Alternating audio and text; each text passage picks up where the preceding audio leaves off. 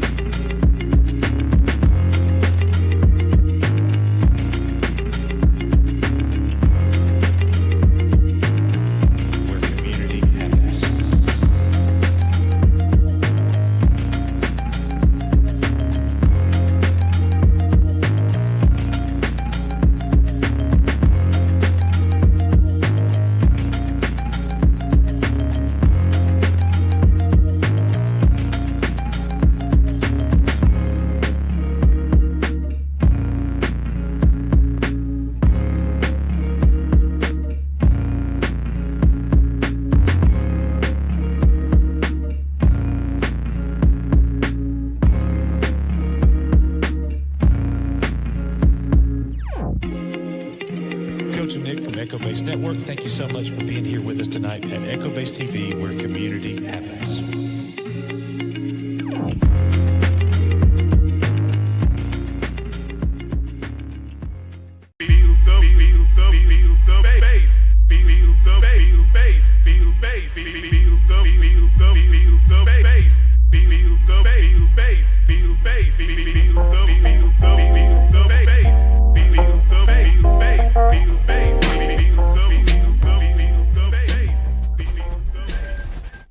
What is going on, everybody? Great to see you all. I'm so glad that you are here at your Echo Base Network Thursday night live stream. We got a great show planned for you tonight.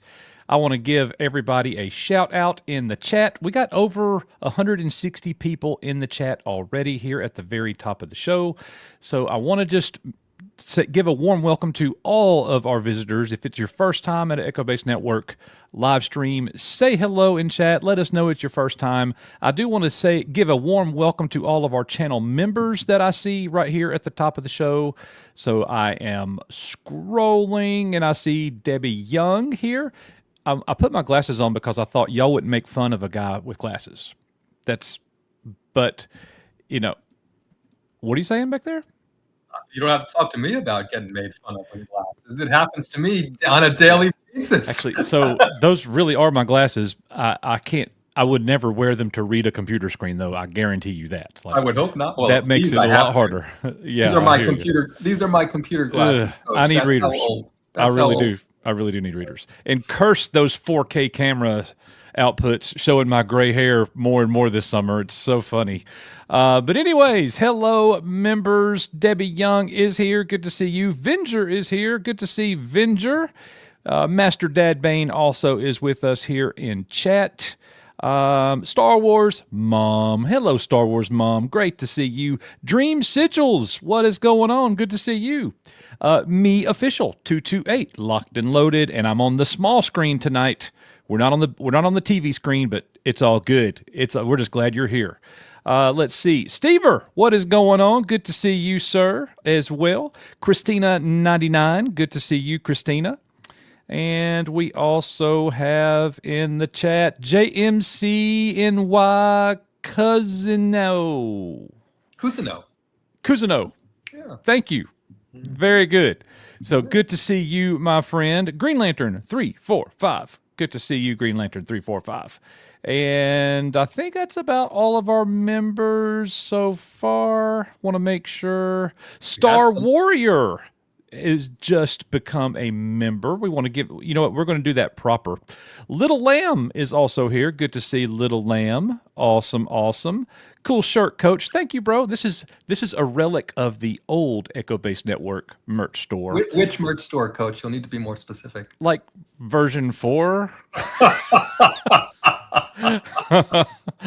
Oh man, first timer Jonah Davies. Good to see you. Thank you so much for being here with us. It's going to be a great show. We're going to tell you everything that we got going on here in a minute. John Graber, the Space Jockey. Yay, I'm ready for some uplifting Star Wars news and discussion. Do we have Star Wars on the docket tonight? You know, this used to be a proper Star Wars channel, Coach. Oh my gosh. Star Warrior, hey Coach from Alabama. That's right, War Eagle, my friend. Good to see you. Good to see you, Star Warrior. Hey EBN family, I love you all. Oh, Zombie Box. Oh boy. Oh no. Yeah. I love it. Look at the cheeks. They're in full Can we get the Lego man back? That is nightmare fuel right there. Wow. Oh, really bad. Really bad. All right. So that is all of our members that I see. Thank you so much. And again, all of our subscribers and guests, we greatly appreciate you being here already, Coach. as well. Oh, I didn't say we're not talking Star Wars. We are. We got a little Star Wars talking. Let's see. just to kick off the live stream, there are 4 ways to support us here on the channel. Most importantly, you just being here, that's the best. But you could join us on the channel. We got currently 197 channel members, and we're very grateful for all of them. You could join us over on Patreon for Patreon exclusive videos. You could send in a super chat here tonight. And most importantly, again, just being here, we greatly appreciate that. Did I say that I upgraded, or that I anything about the members? I said something about the members, yes? Yes, but we have 2 more now, so we're up to 199. We do have 2 more now, so I'm going to have to go to the members page on our website. It has been updated as of today. So there's our council members, our Jedi Masters, our knights, and then look at all those knights. And then our Padawans. Look at all those Padawans. And then we even have our Patreons on there as well, our patrons. So thank you guys so much. I will get that upgraded again to reflect the newest members. We really appreciate that. So right here at the top of the show, Michael Thomas with a $10 super chat. Hello, Coach and Nick and Riskman and EBN friends. Appreciate all you guys do for the community. Brick by brick, feel the bass. Thank you so much, Michael. We appreciate that $10 super chat, my friend, and your support here means a lot. We will keep on the brick by brick and feeling the bass, no doubt about it. Petite Pennywise has joined us, so that is one of our newest members. Welcome to the EBN family, Petite Pennywise. I'll be getting you on the website here very soon. And we also have a gifted membership that Dream Sigils gave out. So thank you so much for the gifted membership. That'll be 198. No, that's 200. That's 200. Our 200th channel member. Yeah. So very, very good. Thank you for doing that. We also have Tyrannosaurus Rick. Love the intro music, guys. We appreciate you guys with a $5 super chat. Thank you so much, Rick. We appreciate you, man. And let's see. Rose Investigates with $1.99. BAM map updates. Okay, I have not looked at the BAM map in a while, so I don't know what the update is. Can you let us know in chat? Because we could possibly check that out. I didn't have that planned. I didn't know anything was going on there. So thanks for the heads up and that $2 super chat. Our latest members, Star Warrior, is actually the 200th member. So thank you so much, Star Warrior, from Alabama. That is awesome, and we appreciate that. Joining at the council level, Coach. Joined at the council level. Oh, my goodness. We are honored by your presence. Very, very awesome. Thank you for that. And then Randy on the Run is our 201st new member. Look at that. Wow. Look at that helmet. That's awesome. That is awesome. Randy, thank you so much for joining the channel as well. That is awesome. Great beginning here to the live stream. Thank you all for your support. Now, Reckless Ben and the Bricks and Minifigs controversy brought a lot of you here. Echo Base Network has been, from the get-go, much more than just a controversy channel. We had, for a long time, we weren't a controversy. Well, actually, that's not true. We've always been a controversy channel because Star Wars has been very controversial. But we have branched out. Here lately, we've been hitting the Reckless Ben, Bricks and Minifig stuff. We've been doing our investigation. It's been very fulfilling. The channel's been growing. We got all the new members, and it has been a lot of fun doing it. Tonight, we're going to start the show with some Bricks and Minifigs talk and some updates, and then we're going to get into some other pop culture stuff that we were doing before the Bricks and Minifigs thing happened. So we are honored by your presence, everybody that came over for the Reckless Ben, BAM controversy, and we hope that you stick around for the remainder of the show because you might just like the things that we're talking about and doing there as well. So, all right, that's everything that I've got. Nick will be here, actually. He may be here. I don't know if he can bring himself in because he's on his laptop, but I see he's in the background. I don't know if he's here or not. Let's just try it. It's the EBN way. You don't ever know if it's going to work or not. Hello? Hey. There he is. Oh, let's get you up here by me, buddy. Yeah. All right. How you doing? Wow, and he's sounding good. He's got it plugged in. He's got it on the right. It's working right. He's got it's working correctly now. 100%. Yeah. You sound amazing. Oh my God. Except for the cough. Yeah, the laptop still sucks. And it sucks when I'm on camera because it's has my audio sync and everything is completely off. So I need to upgrade my laptop at some point in time. Well, no, you don't, because you're normally home. You're just not home right now. Yeah. So, but yeah, we appreciate the audio. It's very, very good. And Nick, we got 290 people here at the top of the show. Hell yeah! We're gonna open it up with a little Bricks and Minifigs updates and see what the chat has to say, and then we're gonna move into, we got a little Star Wars, and we got a little Avengers, and we got a little things that we've watched lately that we want to mention and get your guys' feedback on, and a little X-Men, and a little House of the Dragon, and a little RoboCop, Days of Thunder, G.I. Joe. There's a lot of things going on. So it's not going to be an exclusive Bricks and Minifigs live stream. We're gonna stay on pace, and we're going to stay on schedule, and we hope that you guys will stick around for all that. So are we ready to kick this thing off? Let's go. Let's do it. All right. So up first, there was a video that I was alerted to this morning, and it was a local BAM franchise owner in Fairfield, Connecticut. And he did something that has not been happening at all lately. He actually spoke out. And the video has not been taken down as of yet.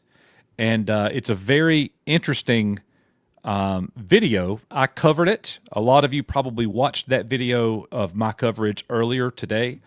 I think this will be the first time that Nick has seen this. Yeah, I've not seen it. All right. So pay attention to the things that he says here. And here's what we want some people to know. Like, I want you to know this in case it's your first time seeing it before we play it.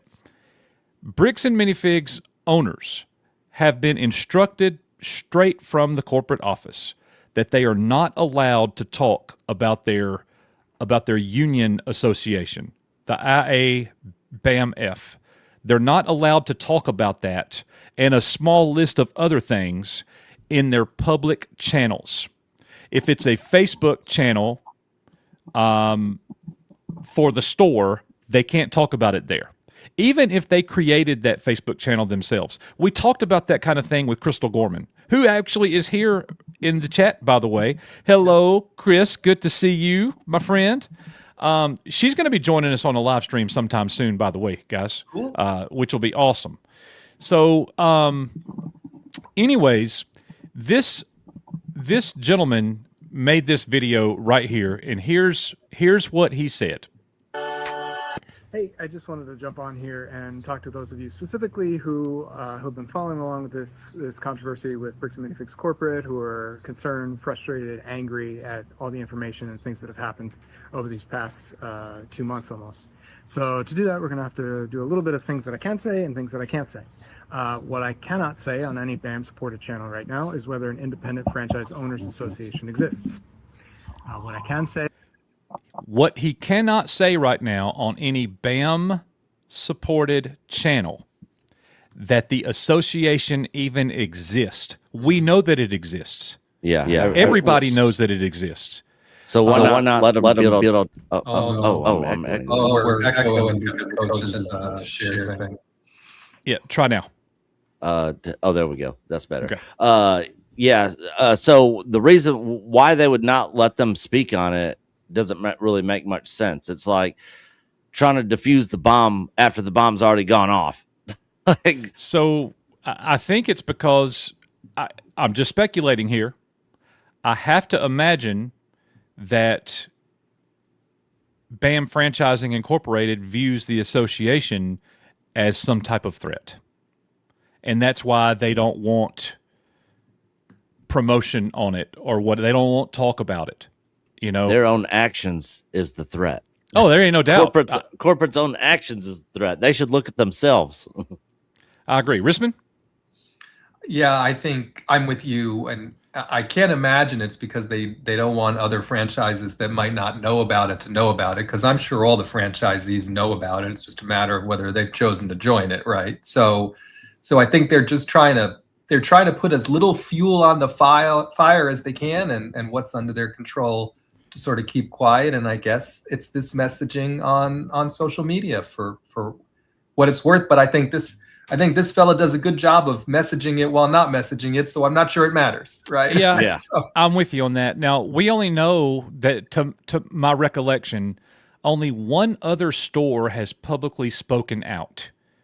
and it was a very tame critique of what has happened, and they were basically voicing their displeasure in a very diplomatic way.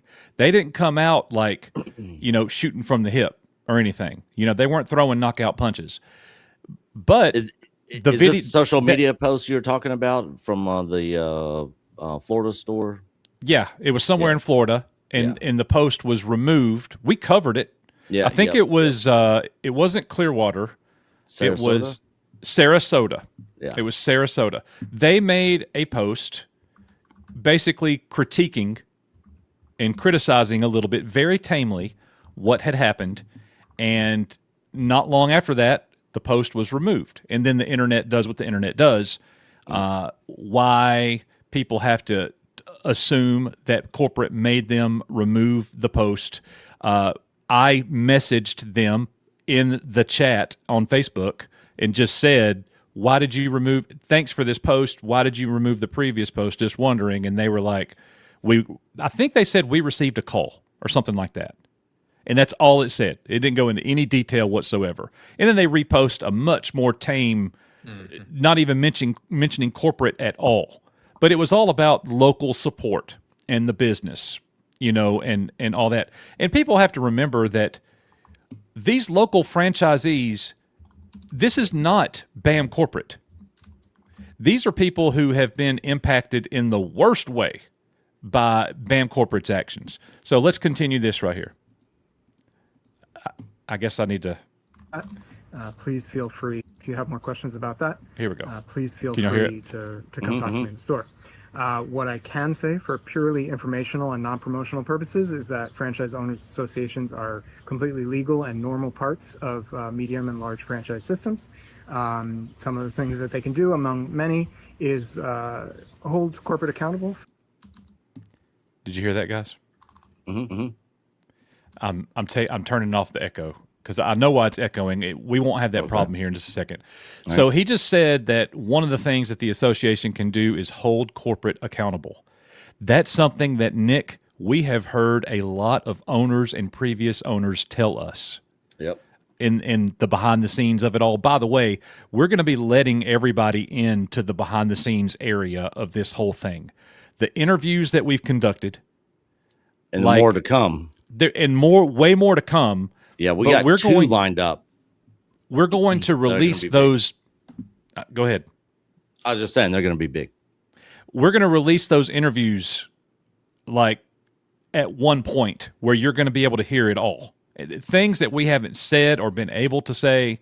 You're going to hear some people's names mentioned, very specific and detailed stories from people who used to work there and work there now. So it's going to be really, really good. So let's continue and see what else he has to say here.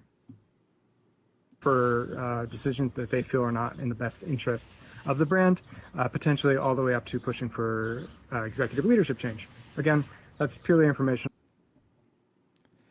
Do you guys hear that? Yep.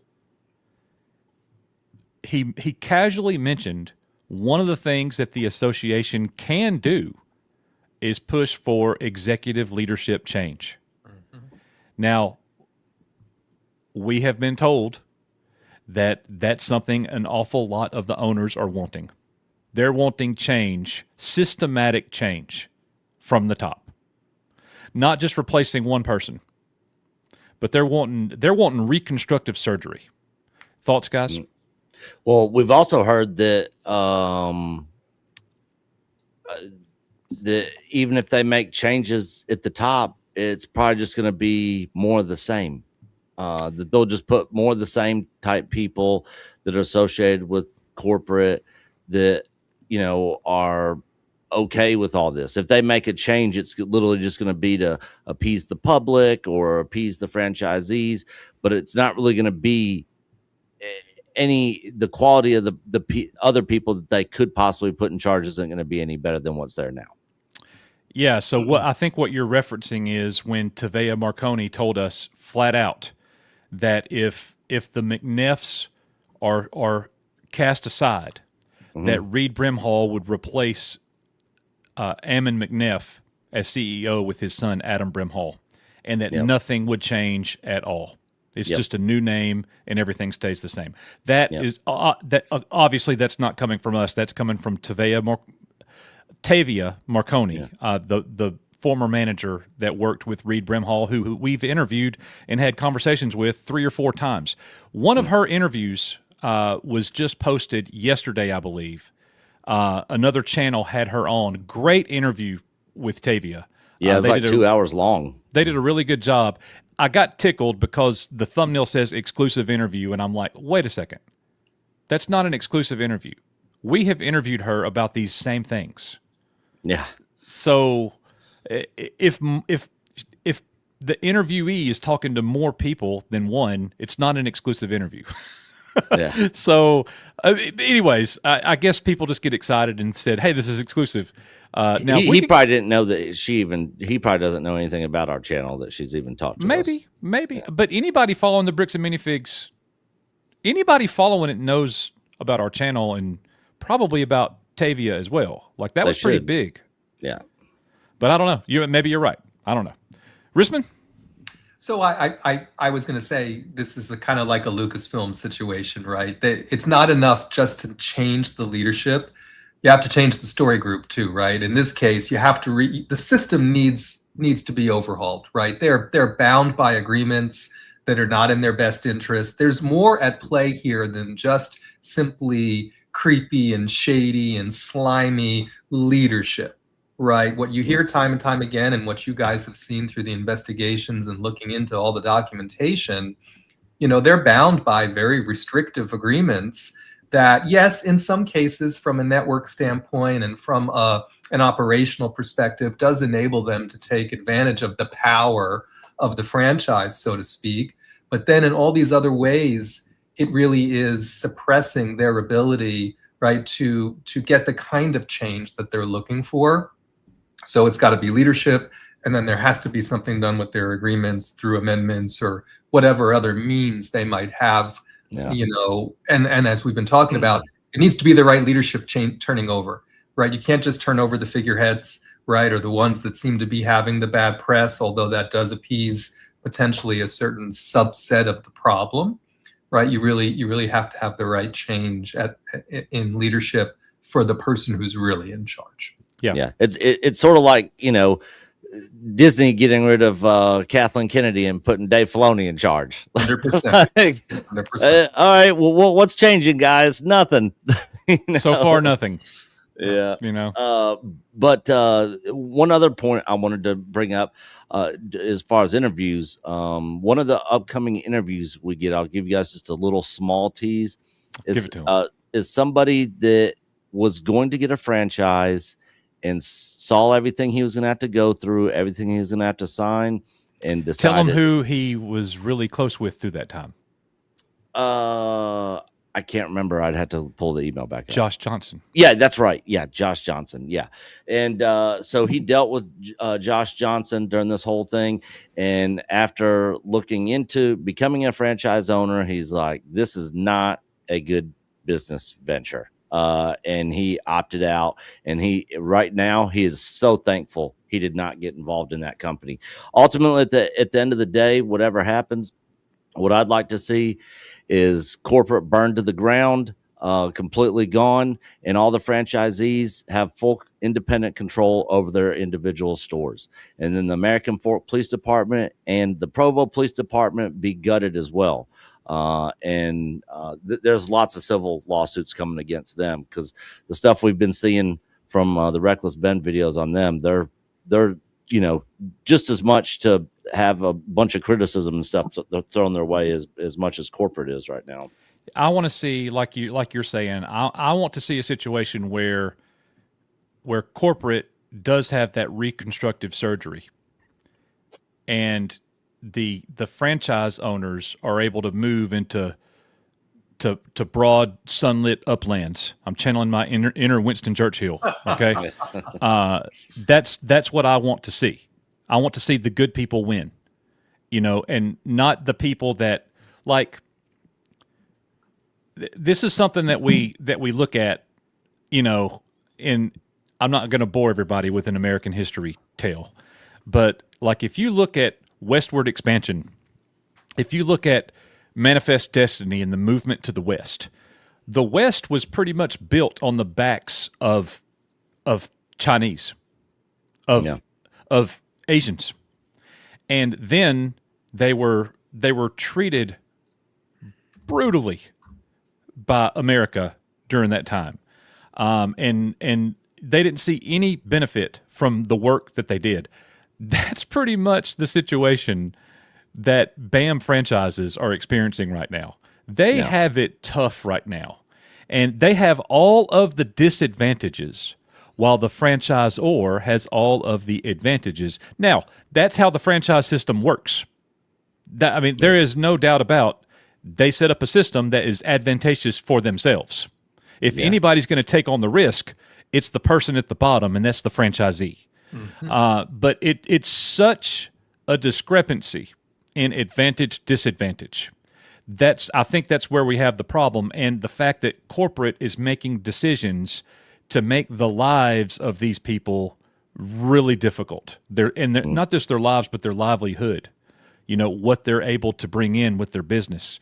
And if the people are going bankrupt and they're not able to sustain, they're going to have to sell their company. Well, Nick, who benefits from that?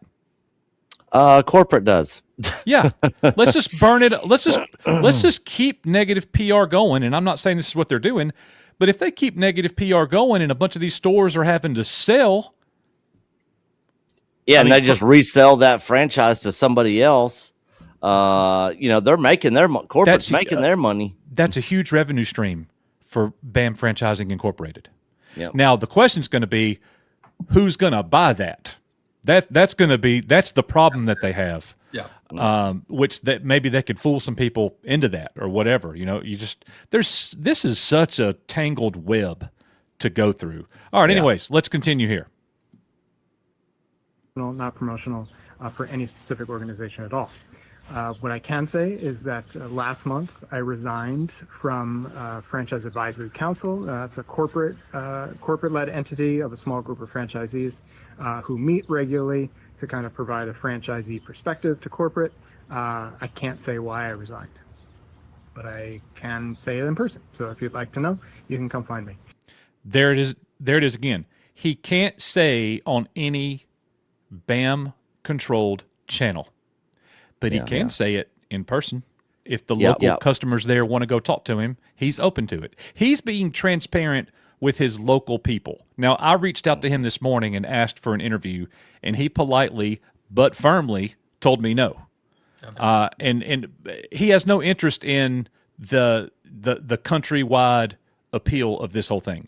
His concern is his customer base right there in his livelihood. That's what he's trying to work on. And he might also be trying to get this message out as a banner, as someone to follow for other franchisees. You know what I mean? Like for them to follow. Here's the way I'm doing this. I'm doing this all within BAM Franchising's guidelines and demands. But this is how I'm going about it. And I'm not using this Facebook channel to talk about these things. But if you want to talk to me, as a local customer, come in and talk to me. Or send me an email privately or that kind of thing. Mm-hmm. Where's the store locus? This is Fairfield, Connecticut. All right. Yeah. If we have there I go. Sorry. If we have anybody in chat that is close to Fairfield, Connecticut, and actually goes to the store and talks to this guy and gets info, definitely let us know. Yeah. I would love to hear what he has to say. I don't know if there's anybody in chat that's close to Fairfield, Connecticut, but yeah, I would be interested to hear what he has to say. Well, we got close to 500 people here, and there's Bricks and Minifigs people all through the chat. So yeah, let us know. Go on mission for EBN. We commission you. Is that okay, Mr. Producer? Is that okay to do that? I think what I think we don't want to do is have people show up specifically just to ask questions who don't frequent the store. And you know what I mean? I think since he's taking the time to reach out in a very particular way, I would suggest that if we have people in the chat who are already patrons of this store and have a connection to the community and feel obliged to speak with him for that reason, sure, go for it. But don't Yeah, make it yeah, I special. agree. Yeah. I agree with that, Mr. Producer Man. Well said. Well said. If you happen to be a customer of that store and know this man, I believe his name is David, and he seems like a really nice man, you know, and I hate that he's going through these things. All right, let's continue and see what he has to say to finish here. What I definitely can say is that I understand the frustration, the anger that you are feeling now. I share it. And it is a frustrating place to be in because we have also signed a very extensive and restrictive legal document that limits severely what we can say and what we can do in relation to the franchisor, with BAM Corporate. Most importantly, I guess what I can say is that I get that trust is in short supply right now with this brand. What I would ask you is that even though we're not posting about this all the time, even though we're not talking about it to everybody who comes in the store, we are thinking about this every single hour of every single day, and we are doing everything in our power that we possibly can to protect this community that we have built here in Fairfield. So again, happy to continue this conversation offline with anybody. And thank you again for your support, and we hope that you will continue to do so. Thank you. So I took a little heat for reaching out to him. There were some people in the comments that were saying, I saw. why would you reach out to him? He said he would talk to anybody, any local customers. And I said, well, he said at the end that he would be happy to have this conversation offline with anybody. So I sent him a message and said, you know, do you have a personal email or a phone number? There's a couple questions I'd like to ask you. My name's Coach from Echo Base Network. We've been covering this. We're about to do an episode of our investigation about the association that you're talking about. And then he sent me, now he didn't send the reply immediately. He read the reply, waited about an hour. And I don't know if he went and looked at our content and said, I ain't talking to this guy or what, you know, you just don't know. But about an hour later, he sent me a very nice, firm no. And I respect that. And then I started thinking about it, and I'm like, I think this is a worthy video. This is more information. This is the franchisee experience. This is what they're going through. That's one of our main objectives in the BAM files to begin with, is to let everybody see that, and this is just the truth, the BAM franchisees is not the bad guys. Now, does corporate benefit from the franchises? Of course they do. Of course they do. But there are other ways that you could put pressure on corporate rather than destroying the lives of the local franchisees. Guys, comments there? I mean, I agree. Yeah, I agree too. And I was going to say, before I lost my train of thought, when you had it stopped a minute or so ago, one of the things that he said that I found very, very thought-provoking was the fact that he was sort of an insider, right? He was on this advisory council. So ostensibly, you would think that enabled him to have some influence, although I think there's probably very little. The egomaniacs and people who are in charge of this company, right? There's probably very little influence to be exerted in what obviously, or maybe not obviously, I would imagine allegedly is a for show committee, but he seemed to be involved with that, right? He made it a point to say in this video, I'm no longer involved with that. I'm not going to say why, right? But I'm just not doing it anymore. To me, that was a bit shocking. He made 2 points that I thought are very interesting when you look at them together. One, I cannot publicly tell you that an association, a union, even exists on a BAM channel, a BAM franchise channel. Yep. We know it exists. Everybody knows it exists. More information about that coming up on our third episode. The second thing, and for the fact that he said that, tells me he's probably a member of it. Mm-hmm. Probably. Why would he even bring that up? No. He's probably a member of it. And then I was on the advisory council, and I no longer am. Yeah. So it makes me wonder, is BAM Corporate not going to allow people to be on the advisory council if they join the association. Yeah. And I would much rather join the association than their council. What good has that done?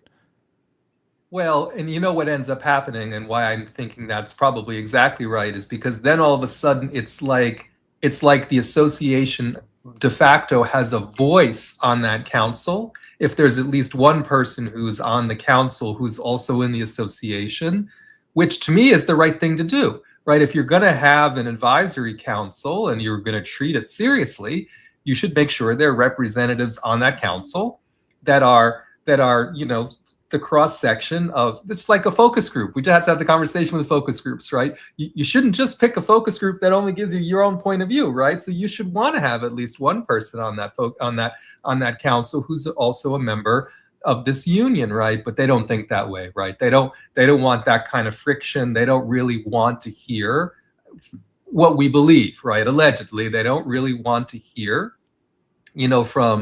from the franchisees who might really want change. They want sounding boards for their own ideas, just like the big studios are doing with focus groups these days. It's totally analogous. Yeah. We want to give a shout out to our friend Sheldon Norcross in What's chat up, right here. Sheldon? I just saw his live stream earlier today. He got the Patreon, GoFundMe. the GoFundMe all squared away. So everything is looking good there. So Mailing him we're a very check happy tomorrow. for him. Yep. Very happy for him in that regard. So that's very And he good only news, has Sheldon. $10 in his bank account, guys. So go sub and give him some super chats Oh, when he man. live streams next Yeah, time. definitely. All right. So look, that's everything about the Fairfield owner. Now, one thing that we're going to do, and you guys help me with this, we want to keep our eyes on it and see if there's an update. I especially want to know if it continues to stay open.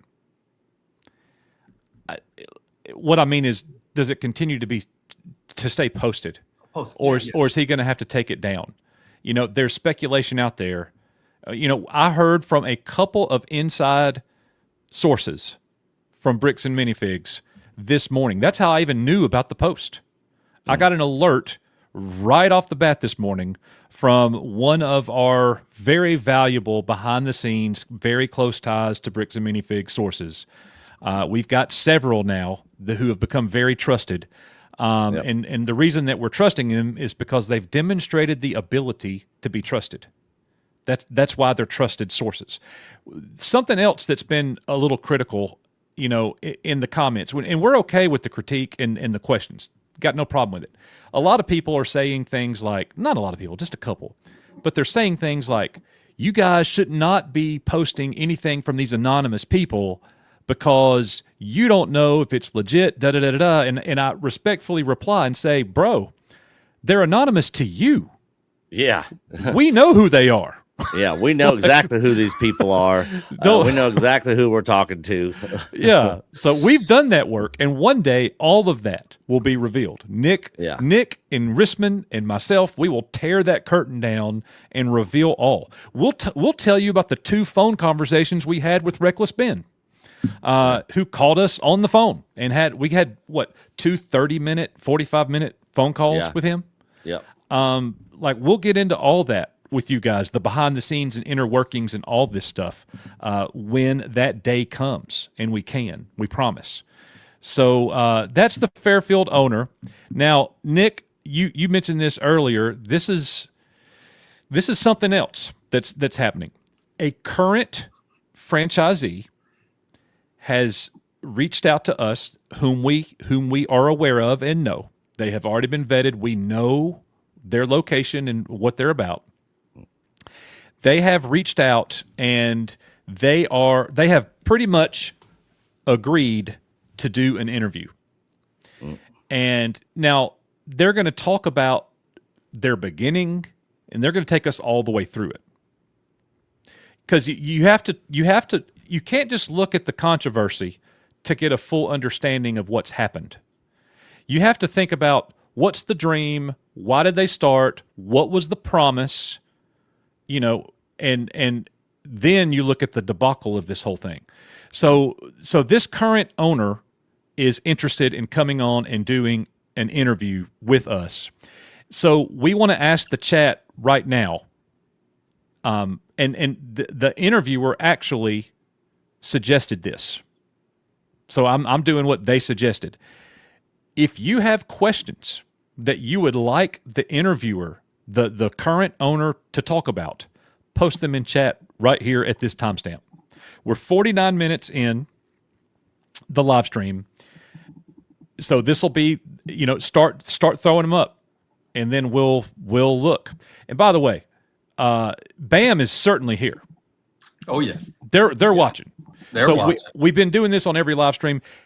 Hello, BAM Franchising Incorporated. Everybody's watching you guys, and we hope that you do right by your company, by Brian Mansell, by Reckless Ben, and especially all of your franchisees. That's what we want to see happen, BAM Corporate. And if you don't, we're going to sick BJC on you. Yeah. and also, and it's over. And also, to anybody at corporate watching this, we have given you guys a chance to respond. We have given you guys a chance to talk to us, to have your actions back up what your words are saying on the transparency, the accountability, and we're going to give you some hard questions and some hard pushback, because you deserve it. The only reason you wouldn't talk to us is because you don't want that pushback. You don't want that transparency. You don't want that truth to come out. But I hope you guys change your mind and actually do take accountability and be like, hey, look, we lied, we screwed up, because the lies are it's on video. There's no denying some of this stuff. It's not speculation or, hearsay or opinion. Some of this stuff is hardcore facts that are on video. So, we've given you guys a chance, and that opportunity is still open to you guys to speak with us. And like we said in the emails to you guys, we'll be fair. We'll be fair. Look, don't mess with her. Yeah. Yeah, we'll stick her on you guys. It's like a pit bull over there. Nightmare. Your worst nightmare. There is no doubt about that. Okay. So, thank you guys. If you're posting those in chat, those questions, that would be really, really good. Again, a current franchise owner has reached out to us saying that they're interested in doing an interview with us, and they want to see what you want to know, and then that's what they're going to talk about. So, and you could let it rip, and they're going to give you their responses. So, episode 3 of the BAM Files is underway. The reason I mention that is because we got this chat right here. Zang Der Mort Partout. I probably just butchered that. Zang, great comment right here that we have seen many times through this whole controversy. So here's a little spoiler for episode 3 of the BAM Files, where we're going to take you behind the scenes. We're going to talk about the inner workings of the association, the union called the IABAMF. We're going to tell you about their growth, what they're about, their secrecy. We know some facts and details about them that I don't know if any other channel has talked about. We've talked to members. Don't know. They have told us things that they can't tell us, and why. And that's interesting too. So here's the response to that, and you're going to see that on the video that we're going to be dropping in the next few days. They can't do a class action lawsuit. If they could, it probably would have already happened. So they don't have the ability to do that. And we're going to reveal all of that in our episode coming up. So please stay tuned for that. We're going to clear these super chats, and then we're going to continue. There are a lot of them. So the next thing we're going to talk about is the lost body cam footage. Shotguns, everybody. Shotguns. Don't go anywhere. This is going to be good because, I haven't seen this whole thing. We're going to talk about the Austin King interview, and then we're going to get into some Reckless Ben episode 4 thoughts. And then we're going to shift away from Bricks and Minifigs unless you guys send in a super chat, and we're going to talk about all these other things in pop culture. So let's hit these super chats real quick, Mr. Producer Man. Rose investigates second U-Haul and storage units. What are we talking about there? Apparently, there's a rumor that I guess there was a second U-Haul being used to move a bunch of those Lego products and storage units that they're At the keeping Salem a lot of this store? in. I think so. Yeah. So we're thinking maybe that's where the collection went, in another U-Haul truck. Possibly, and it could be in a storage unit somewhere. Interesting. Man, it sure would be slick if somebody uncovered the storage unit that they're in. Yeah. Right. And the thing is, you don't put a $200,000 or $150,000 Lego collection in sealed boxes from the 90s and early 2000s in a storage building unless it is temperature controlled. Yeah. Because it'll be, those If boxes it's just will be sitting ruined. in a hot, you're going to ruin them. Yep. Those are collectible items, and the packaging is the most important part. They're sealed and unopened, so any damage to the box is a loss in value. That's how that works. So that would be interesting. I haven't heard anything about a second U-Haul. Austin King, the owner of Bricks and Beyond, who was the former Salem manager, saw a U-Haul or had customers telling him about the U-Haul. That's in the interview that we did, Nick. Yep. All right. So Rose, And that interview is available for members on our members channel here on YouTube. Yep. All members can go watch that interview after this stream. Rose investigates and Bam's leaked slide deck. What? How do I not know about this stuff? What is that about? I don't know this one. Yeah, I think that's how some of this information possibly got out. I haven't seen any of the actual information. If anybody has actual information on this and wants to email it to us, that'd be great. EchoBaseNetwork@gmail.com. Yep. Yeah, send that to us. Very, very good. All right. So we also have Venger with a $9.99 super chat. House of the Dragon post, The Gold Cloak Murders is a series plot not in the book. I suspect Massaria is behind it working with Ormond. I think this Sunday's episode is The Butcher's Ball and a few character ends. Definitely about to be some character ends. That's about to go down. I don't know if there's any doubt about that. That's pretty much been foreshadowed. I thought it was about to happen this past Sunday, and it didn't. So that ought to happen. I still pretty haven't quickly. watched. I still haven't seen this last Sunday's episode. Oh, I didn't know that you're even that caught up. Yeah.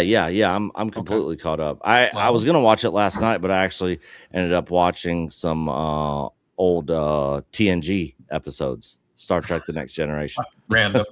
Why? Yeah. Random. I just feeling felt like, that. Yeah, I was just feeling like watching it. I pulled watched it up on my Superman tablet. 2. Yeah. And Yeah. guys, Superman 2 did not age well. Oof. No. I used to think that I liked Superman 2 better than the first one. Bro, what was I thinking? Yeah. The first one is far superior. Anyways, all right. Thank you so much, Venger. I think that you're right. We appreciate that $10 super chat, my friend, and we can't wait to hear your thoughts next week when that goes down. Stephen Albert is our 203rd YouTube member. Stephen, Hail we're to going to you, be sir. putting your name on our website, echobasenetwork.com, and we're going to be putting your name on our members pre-show before the live streams. Thank you so much for joining the channel here. We greatly appreciate it. Welcome aboard. Chris Phillips with a $10 super chat. There is a video from Somebody Press. Look, I'm going to try to pronounce this, and everybody in chat's is going to be hee-hawing and rolling their eyes. And BJC is going to be like, Tallulah, Talay, Tayley. Amagansett. Amagansett. All right, thank you. Amagansett Press. Thank- Yeah, I watched those guys. They're good. Who did a First Amendment audit in front of Bricks and Minifigs in Aurora, Colorado. Now, I did not know anything about this. No, and the no, owner no, came out and talked bad about what happened in Salem. We covered this. I showed this on our live stream with the Last Relic. Remember, I played the video and I said, and the guys were outside. Remember, the customer was yelling at them for having cameras, and then the manager. I do remember that. Okay. And he was like, I do remember that. "Yeah, there's this whole thing," and he's like, "Well, I don't know anything about that. We're just here, just making video of the town." Should we make a video about that? Is that I mean, is that old news that nobody cares about, or?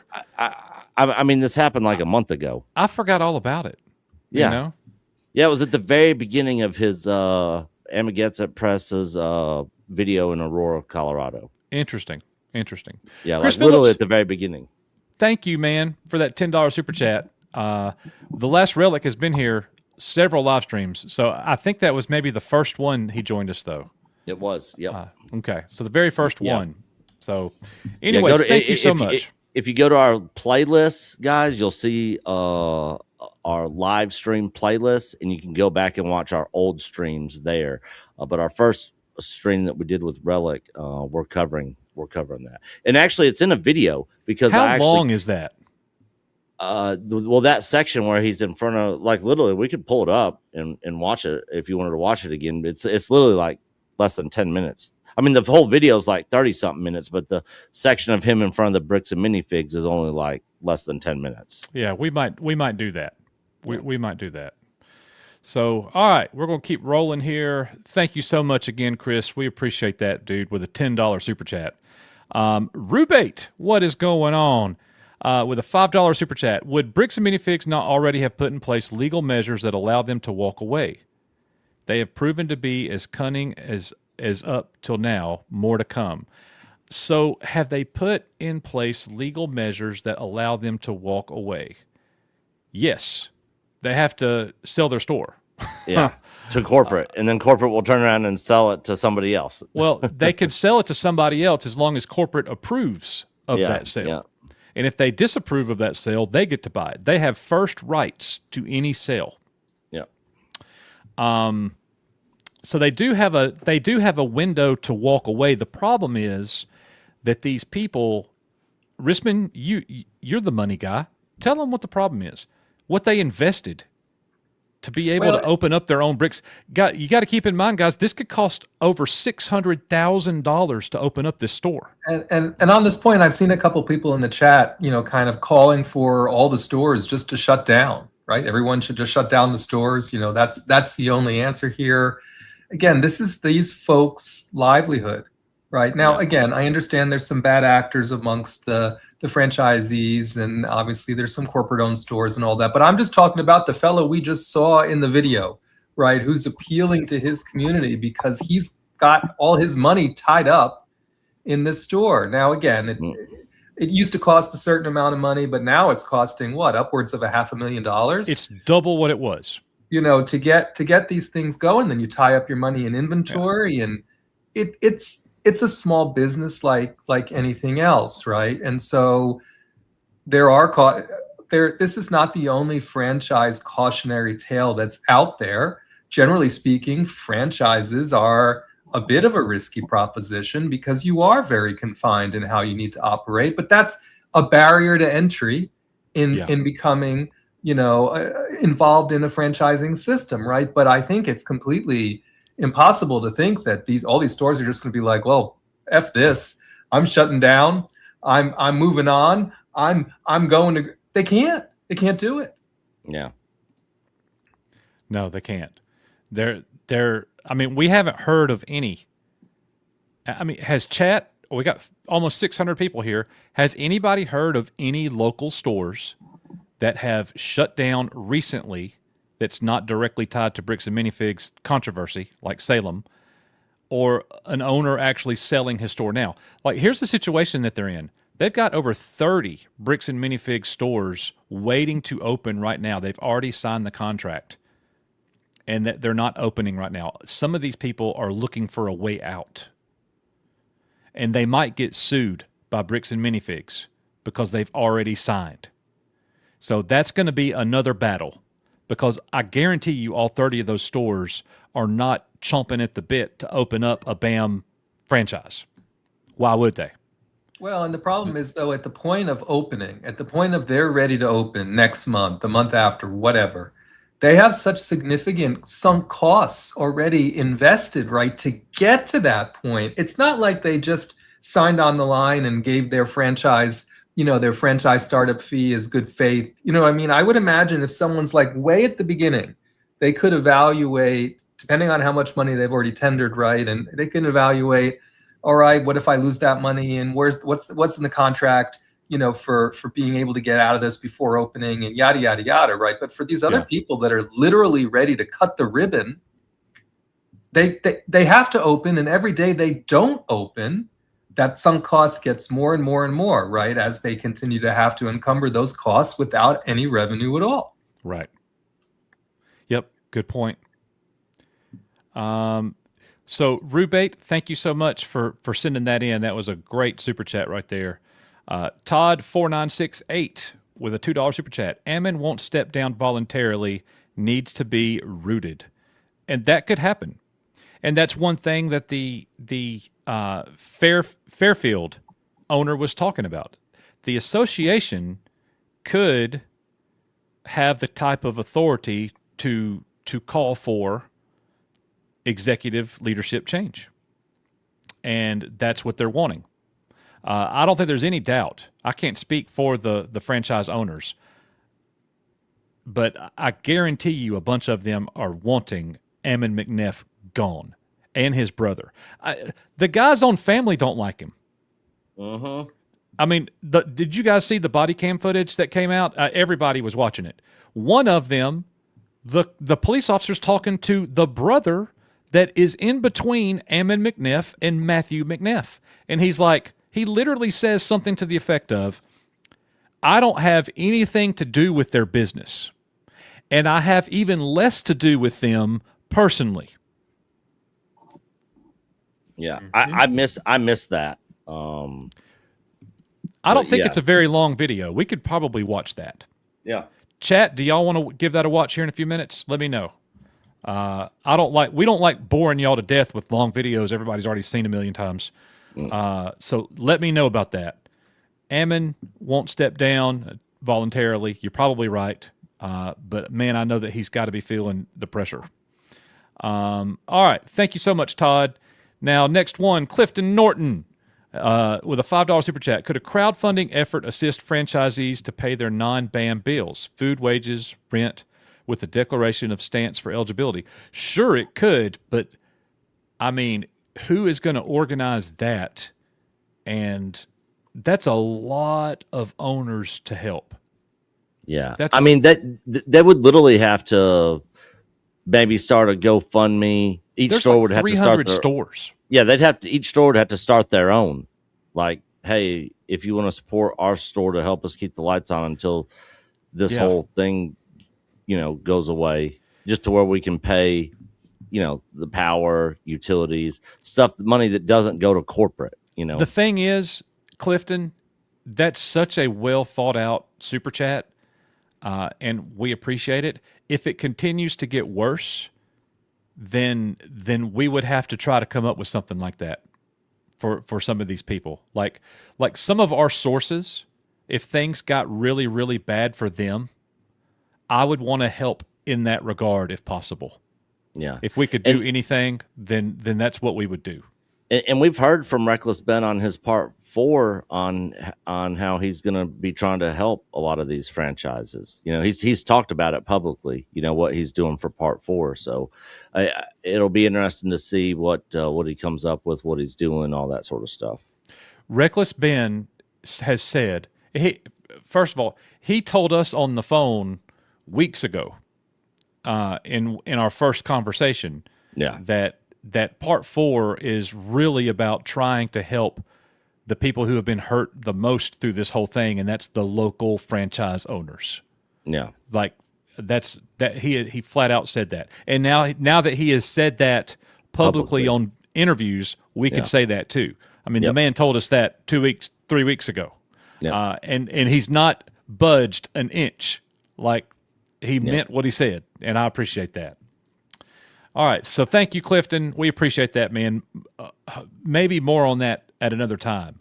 Zombie Box Reviews gifted 1 Echo Base Network membership, so thank you so much. Whoever received that membership, thank Zombie Box and his crazy self.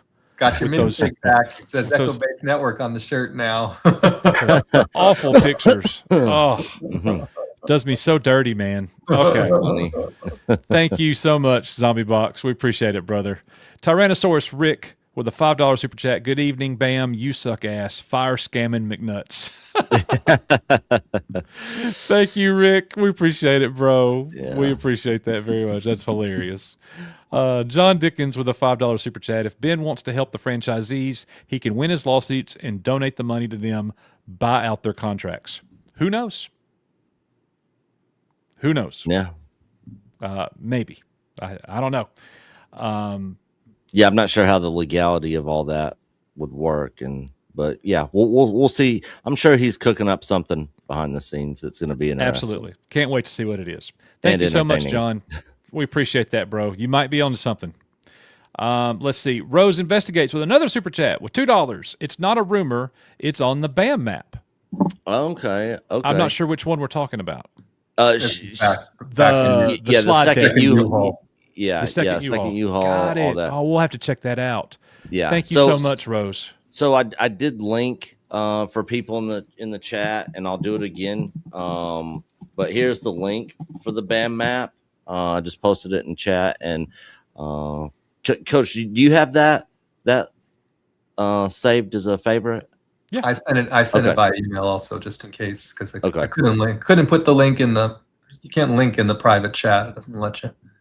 Pun King is here. What's up, buddy? He sent us some messages on X about Rose's messages. Awesome. Oh, okay, sweet. We'll check that out, dude. There's two guys on Twitter that are tearing it up on X, and Pun King is one, and our friend Diet is the second. And we appreciate the work that those guys are doing, man. That's a full-time job what they're doing. Yeah. Diet and the Pun King are killing it with the Twitter posts and updates over there. Definitely, they're making it easier for all of us too. So, all right, but Pun King, make sure when people say they got exclusive interviews and they're not exclusive, you set them straight, okay? just kidding. I'll do it. All right, Star Warrior. What's up, Alabama? $5 super chat. If it is true that Ammon said that he wanted to arm his stores, it's true. It's in the video. It's definitely true. Yeah. Is that considered a threat with deadly force or no? I'm just asking. It's definitely not. Yeah, it's definitely not. But the fact that he literally asked the police officer, can you give me advice about should I arm all of my stores with a shotgun? Why? What has happened with Reckless Ben because he walked into your store asking questions? And for all the footage that they have, everything is recorded in these stores, right? Yeah. Everything. There's the ring camera. There's all this footage. There's all the police surveillance footage, cameras, surveillance, everything. Exactly. Why is there not one shred of evidence that Reckless Ben or anybody on his team has made a threat of any kind to any of these people? Yeah, to where they should be in fear of their lives. Yeah. But on contrary to that, we do have former Bricks and Minifigs owners who are in fear of their own safety from corporate. Their personal safety.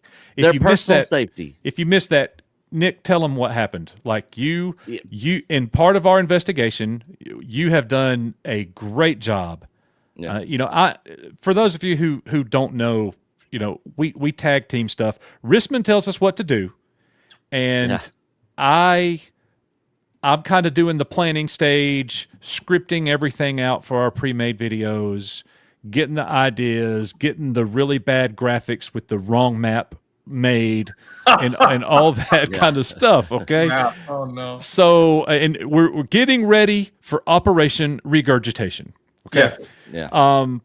See, I worked it in. You like that? You got it. I loved it. So Nick has been killing it communicating with the former owners, current owners. Now I've got my own that come directly to me, but Nick has all the new ones.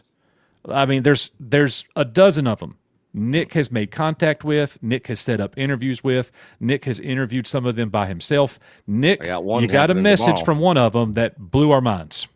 Yeah, one of them literally said that they had been contemplating, and we did a video on this. You guys can go watch our video if you haven't seen it already, where we talk about this. But we had one person reach out who basically said, they've been thinking about how they were going to respond to my text for a couple days, and then they politely declined to comment or get into it because they feared for their personal safety. No, first I said, why, just out of curiosity, what makes you, why are you in fear, to talk? And they basically said that we're in fear of our personal safety and our family's personal safety, because they probably know where we are, or could easily find us.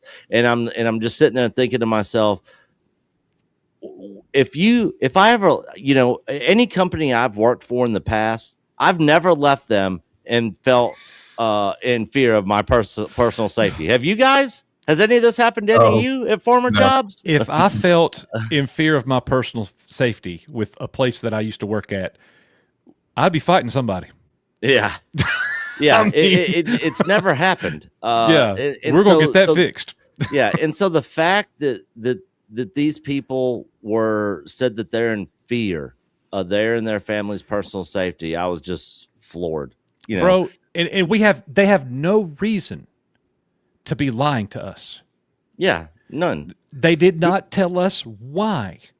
Yeah, they told us they told you about a conversation they had and with whom that conversation was with. I know the person at corporate, their exact name. We haven't released some of this information publicly yet. But yeah, there's more. That's just what they told us. They didn't give us the receipt. Yeah. So, and the thing is, a lot of this information is publicly available, how we got in contact with a lot of these people.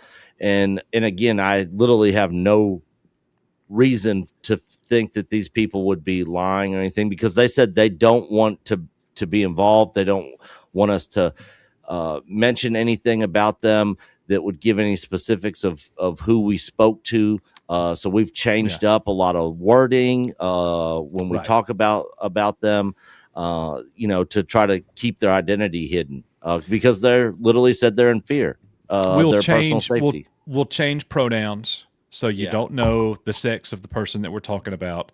Yeah. If somebody gives us a direct quote for the purposes of our video, we'll change the quote and have it paraphrased where it's very, very close.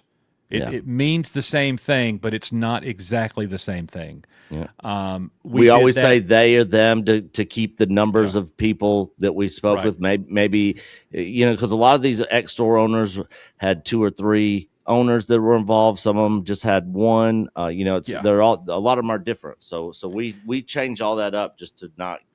And we want to make sure everybody knows too, like, some of the people reaching out to us, we've not ran with everything that we've gotten.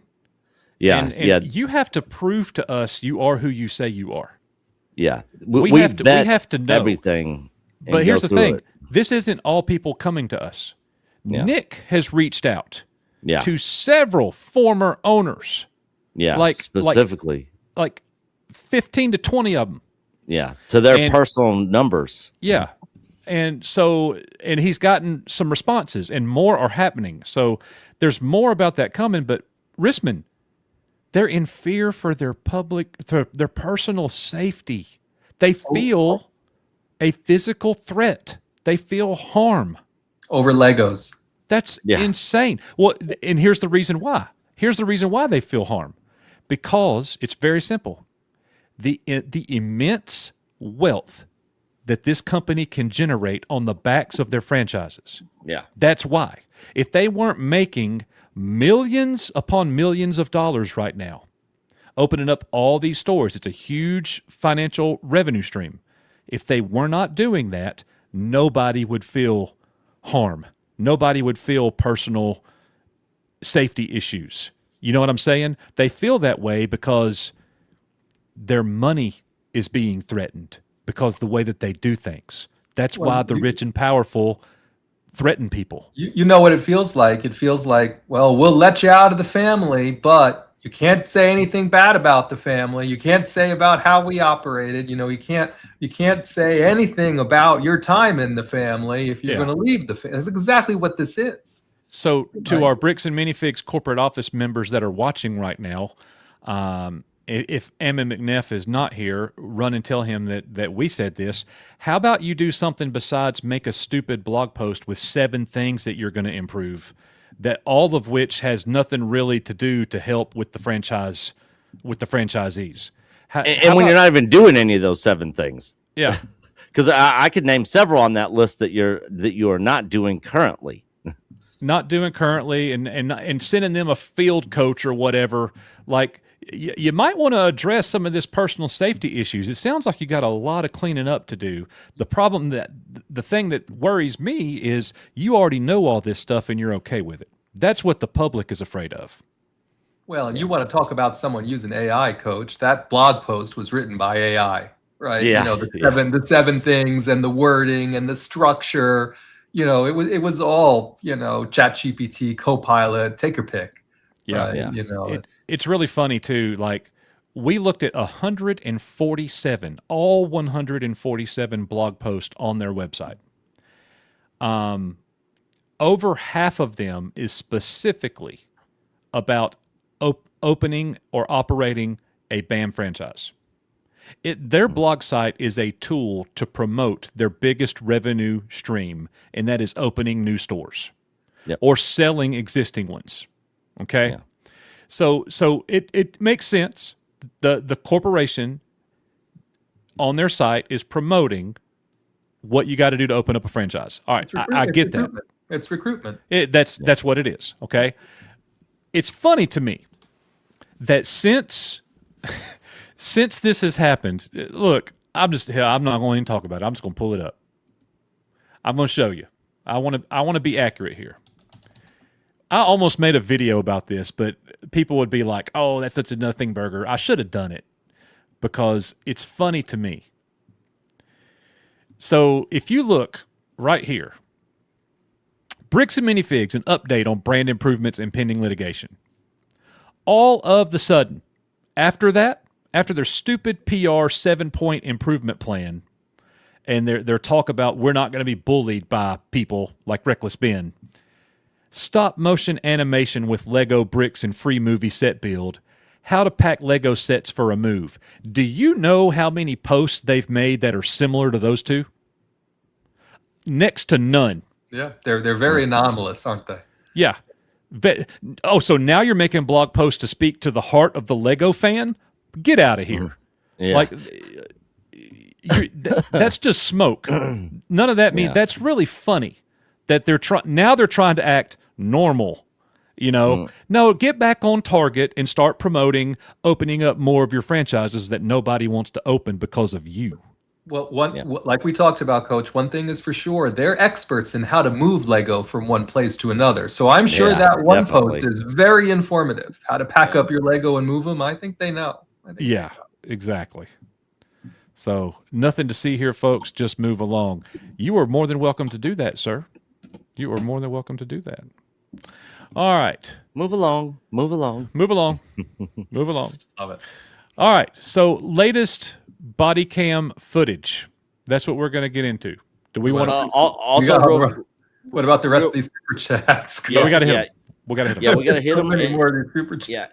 Yeah, and also I just want to say shout out to Panda618 who became a Patreon member, and shout out to Melanie Schillinglaw who also became a Patreon member. Awesome. And I saw somebody named Heather joined us on Patreon earlier as well.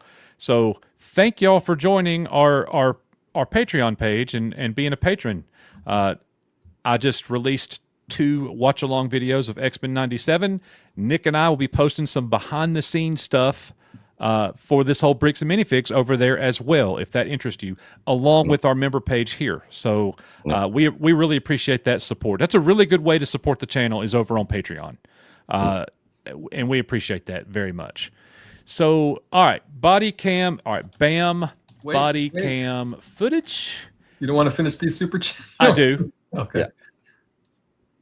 Take us through it, sir. All right. We have Tyrannosaurus Rick for $10. Thanks for all the support tonight, Rick. McDonald's and Wendy's are two more who are finding out the hard way that these types of franchises are a house of cards. So yes, I mean, famously, McDonald's has been an iffy franchise system almost since shortly after its inception, right? So again, you got to know what you're getting into when you cast lots into a franchise. I haven't heard anything about McDonald's and Wendy's franchisees, and I don't know all what's that. happening with them recently, right? I know Wendy's is doing very poorly, generally speaking. Maybe McDonald's is as well, but Wendy's closing a lot of stores, right? Yeah, a lot of Wendy's are disappearing. So, thanks. Yeah, the one close to where I live shut down last year. They shut the one down here right near my house. They knocked it over, and they're putting up a liquor store. I couldn't be happier. Oh, nice. Very close to my house. I was like, you do that. It's a nice one. Thanks again for your support, Rick. What do we got? Chad Admiral Thrawn, a member for 29 months. Coach, you seen the Queen Alien Hot Toys? What? I have not. I think they're I got to new. pull that up. Well, Coach is pulling that up. I'm about to pull this All right, up. none of us have seen a Chad Admiral Thrawn, so we will get it pulled up, and we will. I have not seen it. Thank you for that member chat, brother. We have a couple other new Padawans who have joined us. The Crafty Librarian 73, welcome to the member family. And also King Seaway. Appreciate you all joining. Awesome. Check out all the Welcome. great member videos. Yes, Fast welcome and to the Furious. family. And then King Seaway continues with a $4.99 super chat. Between the dad and sons, the entire family is ruining Mr. Reed's retirement plan. Well, they're definitely moving in the wrong direction, but I still think they're making some money, right? I still think they're So we making hear some Reed money. Brimhall has very, very deep pockets. Deep pockets. Yeah. He pretty much keeps that whole company running when they need money. We heard from what we understand, what we're being told.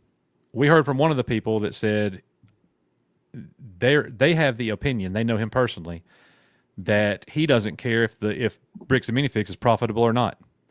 And when they get in a bind, he saves them just to keep them going so his sons have something to do, or his son. So interesting stuff. Thank you again for joining King Seaway and for the super chat. Another new member, Melanie Schillinglaw. Oh, there she is. Also joining as a Padawan. Welcome aboard. Well, you are our 205th member. Awesome. We're up even more. My ex-girlfriend was named Melanie, and I'm sure you're not as crazy as she was. Coach knows all about that.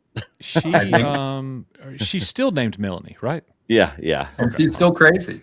And she's still crazy. Both of those things are true. So welcome to You the don't have family. an ex-girlfriend that's not crazy. I was going to say every story I hear. that is true.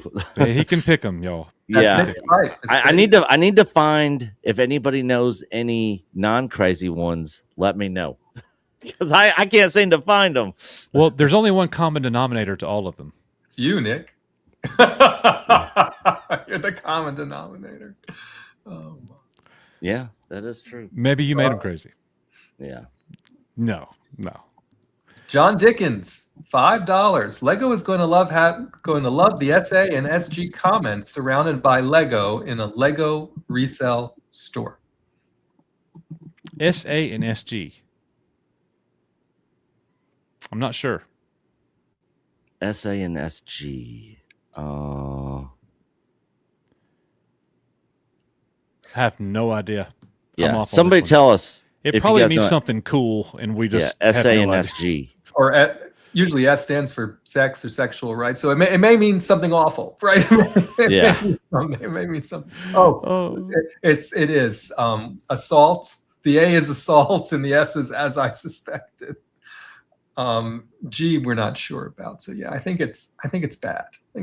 It's probably bad. Okay. All right. Moving We're on. keeping it PG here at Echo Base. Yeah. Yeah. All right. Moving on.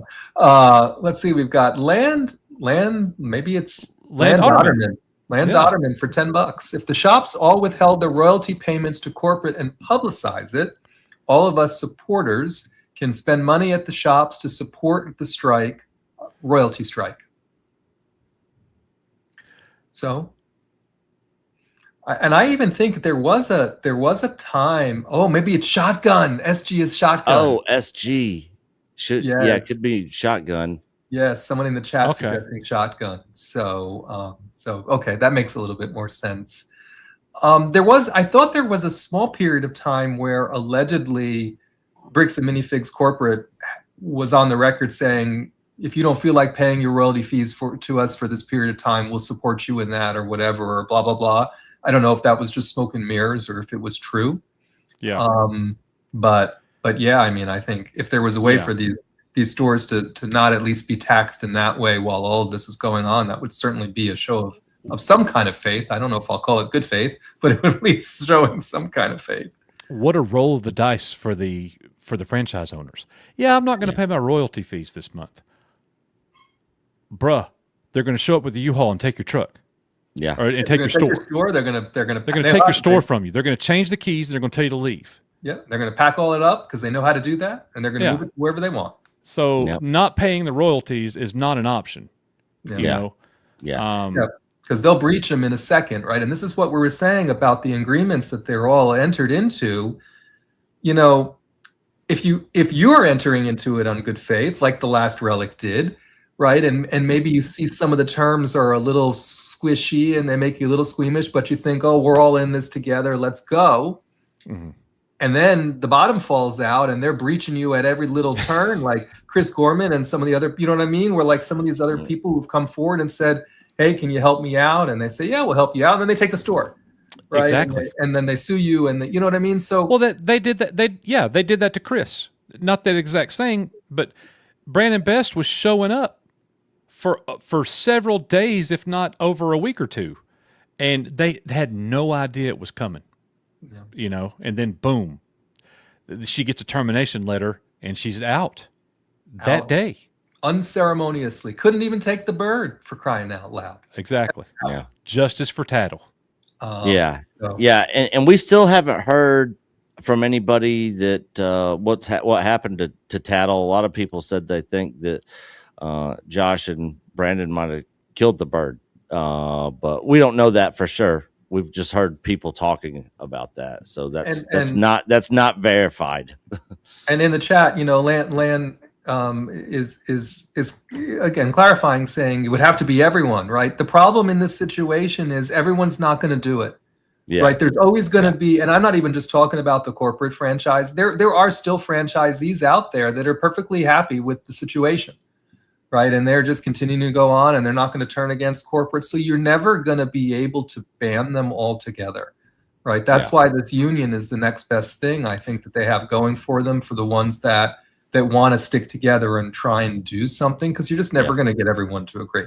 And we can't forget, too, corporate owns some of these stores. Well, that's what I mean, too. Yeah. And they don't have, and those, from what we understand now, we don't have any documents to prove this, but from what we've been told and from what we understand, those corporate-owned stores don't have to pay. They're under a completely different agreement. They don't have to pay these franchise fees and all this other stuff, like the other regular franchise owners have to do. Mm-hmm. Yeah. Yep. Well, thanks for the support, Land Dotterman. We're going to go. Thank you, sir. Yeah. Also, real quick, Jared Lee Tanner just became a $10 Patreon member. Let's go. So Jared Lee Tanner, shout out to you for joining us over on Patreon. So everybody go and check out echobasenetwork.com, go up to the menu and click members, and then scroll down and make sure that your name is there if you're a member or a patron. And if it's not, if you just joined today, then it won't be there. But if you've joined before today, your name is there on the wall of fame. So go check that out. All right, go ahead, Nick. All right, we got Mean Panda. I almost said me and Panda. I was like, no, I think it's Mean Panda. Mean Panda always has great comments. Mean Panda for $10. Appreciate you all covering the vetting.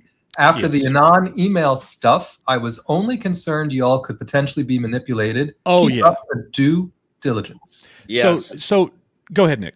I was just gonna say, funny that you say that, because we have gotten some emails and we've gotten some people that have reached out that we didn't really know what their intentions were. There were a lot of links and a lot of stuff to click on, A lot of files to click on, external links. And I was like, I don't know about this. So, I literally responded, in ways using like legal terms and all that sort of stuff to make sure that we weren't getting involved in anything or getting drug into anything to where we could potentially face any kind of lawsuit or backlash from BAM. So we are very, very careful of who we speak to and what information we take and run with. So we do not have conversations or dialogue contact with any of our BAM contacts with our Echo Base Network Google account. Yeah. Nick and I have, over 10. Yeah. We have tons of different email accounts. This isn't our only channel. Yeah. Wow, ain't that the truth? Yeah. Like we've got 5 or 6 other channels. Yeah. So that we're currently really not doing anything with. No, but that's okay. They're there. Yeah. They're there. So, we have other ways to contact and talk to these people. And, I'm not saying how exactly. And there's other ways besides that.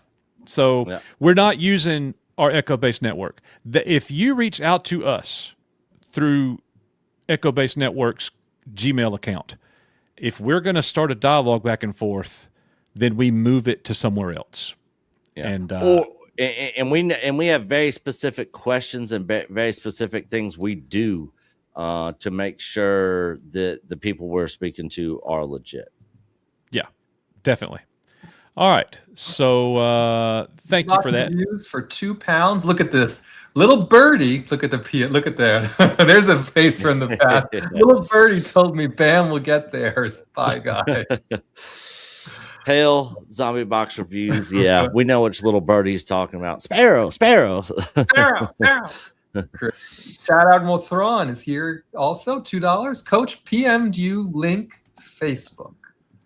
So something waiting for you. Is it the alien, I'm guessing? Yeah, and Nick was looking for it too. I have it pulled up and ready to show whenever we get to that. Let me get through this last. We got one more super chat and 2-star things. So, and it's Mama Bear for $20. Still here. Hot damn, guys. Look at all the new members. Congratulations. And of course, Mama Bear loves them all. And so speaking of which, we did have, I don't know if Debbie is still here, but we did have one council member join.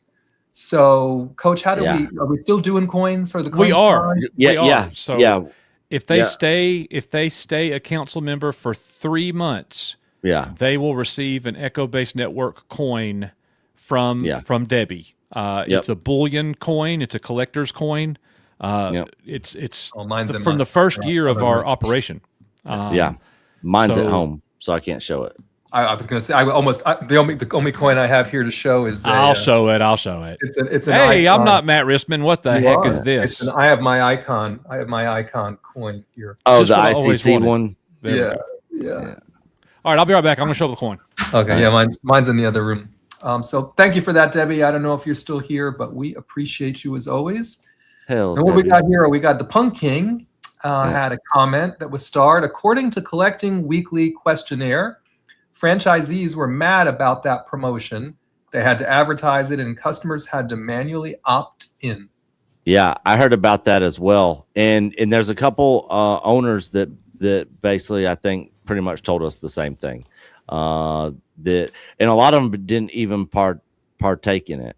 So yeah, that wasn't really anything that was really doing anything for them. It was a huge nothing burger to these franchise owners. Yeah. Ready for the coin? Yeah. One more comment. And one more. First Player Tokens had a comment. Echo Base Network, what you and others are doing is real, honest to goodness reporting like it used to be. Keep doing the great work. Appreciate y'all. Oh, there's a lot of really good content creators that are covering bricks and minifigs. Nick and I's goal is to not just regurgitate other people's videos. Yeah. We are trying to do the investigations ourselves. We're making our own contacts. Now, that doesn't mean that sometimes we react to other things that are happening, or somebody breaks something that we think's worth talking about. Yeah. But we're not giving you just tertiary videos. You know, we're creating it ourselves by doing an awful dude. If y'all knew how much time we put in to Bricks and Minifigs this summer, I don't know if y'all would believe it. Yeah, Like- and coaches put in a crap ton of time, but I'm also working like 2 other jobs. Yeah, and you're working right now. I'm off for the summer, and I would say I put in at least 8 to 10 hours a day on Bricks and Minifigs. Yeah, And I'll tell you this, I've loved every second of it. Now I get it's been tired, fun. and I'm like, I'm out for the rest of the day. I'm done. Like, yeah. I'm done. I'm not doing anything else. But look, so this morning I planned our live stream and got it posted. I updated our members on the pre-show, and I updated our members on the website. I did X-Men 97 and posted both episodes on Patreon. I made a flippin' video after reaching out to the guy and having dialogue back and forth.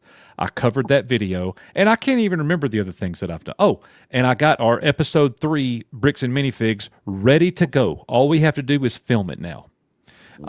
So anyways, and I'm not saying that in a braggadocious way. I've loved every second of it, but it is a grind, man. Here is the coin. Here, come on, zoom in on it. In the middle. You might have to hold your whole hand up behind it. Yeah. There it you goes. go. Yeah. There it is. There it is. Echo Base Network established 2019. 19, yeah. 2019. And on the other side, you have this awesome image of us at Hoth. Yeah. So good stuff right On a there. tauntaun with some snow troopers. It is awesome. It's heavy. It's wonderful. And our council members, 3 months in, you will get one of these. So let us know. It's your Alabama friend, right? And so Debbie is still in the chat. So if 3 months persist, we'll put the 2 of them together, and Debbie will ship the coin out to your attention. Thank you, Me Official. I don't need your gold star, Risman. Me Official gave me a gold star. All right. So look, that's so funny you say that, because when I do something I think Risman will like or approve of, I'll be like, "Get your gold star ready." I'll text him. I'll be the judge of that. I'll be Yeah. the judge of the gold star. Thank you very much. And then he says whatever I do is a 7 out of 10. Like Solid every time. 7 out of Like 10. that. 7's a good Always. score. 7's a good score. No, it's not. I haven't had to use my 0 out of 10 for Star Wars content comment at all this summer. That's because we haven't been talking about Star Wars content. Yeah, that's true. All right, Chad Admiral Thrawn sent this. This is the Alien sideshow that's coming out. This was announced at SDCC, I believe. Yeah. Okay. Dude, Yes. that is a freaking monster right there. And I'm it's- sharing my it's the- screen it's the showing. thing that she was in. That's awesome. Yeah, and I got some other screenshots of it too. When you get done, So here is Whoa. Beautiful. some of the screenshots from it. 20.8 inches tall. I mean, that's big. Yes. Star Warrior, thanks. And do either of you know Greenville, Alabama? Yeah, that is south of Montgomery. Yep. That's right off the interstate, 65. So, well, I do know Greenville. We passed that on the way to the beach. Yeah, Coach is in North Alabama. I'm in Central Alabama. Yep, I'm in the Huntsville area, and Nick is in the Birmingham area. Yeah. And we both grew up in the hood of Decatur. Yeah. well, my old neighborhood's definitely turned hood. You know, mine did before yours. Yeah. Yep. But yeah, this alien That's scary queen looking. Wow. looks freaking awesome. Yeah. By the way, we got a $2 super chat from another great Bricks and Minifigs content creator, Don't F with Justice, with a $2 super chat. Appreciate Echo, original content, and support of others. We appreciate your support, girl. You are awesome. Yep. Thank you so Yep. much for that. You keep rolling, doing Yep. great stuff. And don't frack with justice has sent us some. We've been in contact with them as well over email and stuff. So yeah, we appreciate the support. Well, we got a lot of Alabama here. Of course, we've got Stever and we've got Tyrannosaurus Rick as well. We got Alabama representing.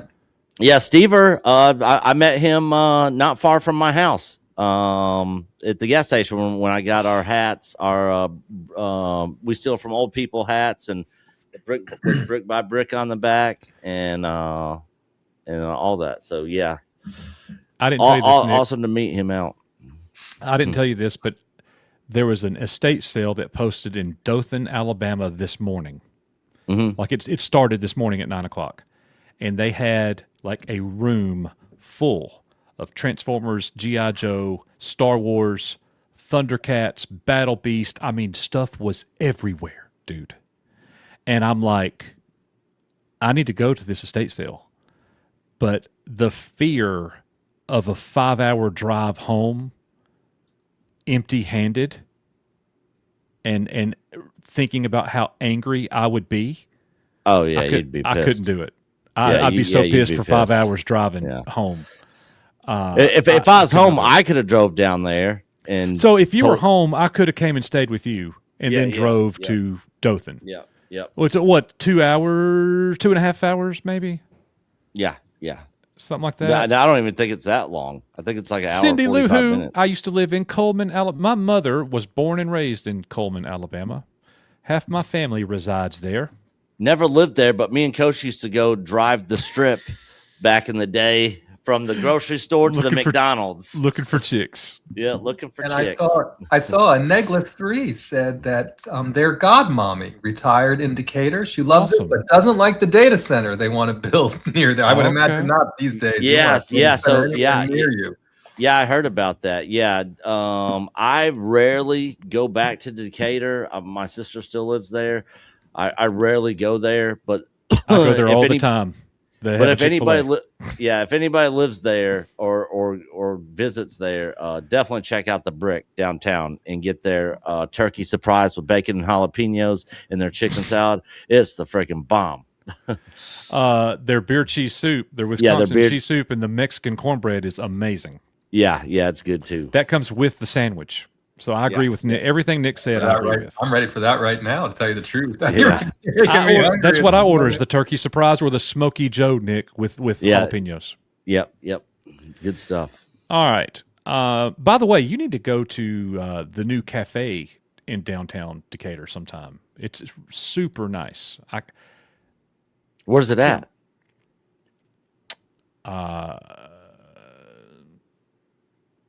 In the Bank Street. It's on Bank Street. Oh, okay. Okay. So that catches us up on Super Chats. One more that I have to take. Debbie Young for $10. The long-awaited Lego X-Files set is being released. So excited. The best thing about this is Gillian Anderson actually in character did a little promo for it as Scully. And she's like putting together the Lego set, and she has all her little sayings from the show. It's really, really funny. And the Lego set looks quite good. But yes, finally we are getting not only that, a Lego X-Files set, but they did also officially announce the Bridge of the Original Enterprise Lego set today. And I put that thing on pre-order so quick. I was like, just as soon as it was announced, I've got that one coming as well. So some good sets on the way. Awesome. So, that reminds me, I have to mention this. Y'all don't shoot me, but our merch store has all kinds of new shirts. We've got an X-Files shirt designed. This is our Ghostbusters. I like this one. Shirt. So we got all kinds of fresh designs in the store. Full disclosure, if you go buy yourself an EBN shirt on our website, we get $5 for that. So just know that you're supporting the channel by sending $5 to EBN, and you're getting yourself a shirt. I'm going to be ordering some of these shirts myself. So you could get it in any color that you want.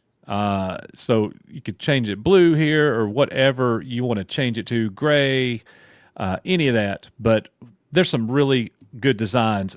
Risman doesn't like all of them. He's giving me a hard time about a few. Well, I don't like the ones that say EBN network because it's regurgitating the end. No, it's redundant. It's redundant. Yeah. I haven't seen that one, but that I don't know if I might agree with Risman on So that. I kept the design because I really, really liked it, but it does say EBN network on it.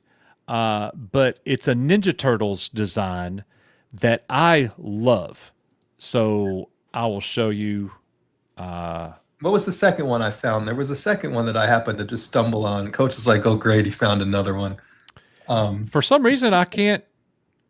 The second one was a Back to the Future with the. It was a Back to the Future. This one right here, Nick. It's the sewer with the ooze and some of the ninjas' weapons, and it says EBN Network. I love the shirt. Yeah, I like the design, but just take network off. Yeah, or have it say Echo Base Network. Yeah, we might. So if you want that one, you better hurry because I'll be changing that eventually. Yeah. It'll be a 101. It'll be a 101. Back to the Future also with the streaks of stuff. So. Anyways, enough about the t-shirts. So we're gonna watch some of this reaction. So this one is 15 minutes long. Which I think I'm not much longer for this stream, Coach, but you do you. I honestly think that I think we need to do this another time. So look, there's this video right here. This is the one. There's two things that were really interesting. This video is one of the McNeff brothers talking to the police officer, and you get their whole conversation. And he's calling the police because of the threats and the comments that has been happening with his own immediate family. Not his brother or dad McNeff, but his wife and children is what he's talking about. He's specifically talking about messages that his children have received. Are you guys hearing that? Just hear you. Just hear you. Yep. Okay. So anyways, in this video, he basically says, I don't have anything to do with my brother's business. I don't really like the way that they do things, and I have even less to do with them personally than their business. And I'm like, whoa. So that's one thing. And it's kind of like the BAM franchisee owners, unfortunately. They've been guilty by association with a lot of the public. This McNeff guy seems, based on his conversation with the police officer and the things that he said about his family, he seems to be a pretty good guy. And I appreciate that. He definitely had a bunch of disadvantages, it appears. So that's one video. And the second video is, I think, even more interesting than that.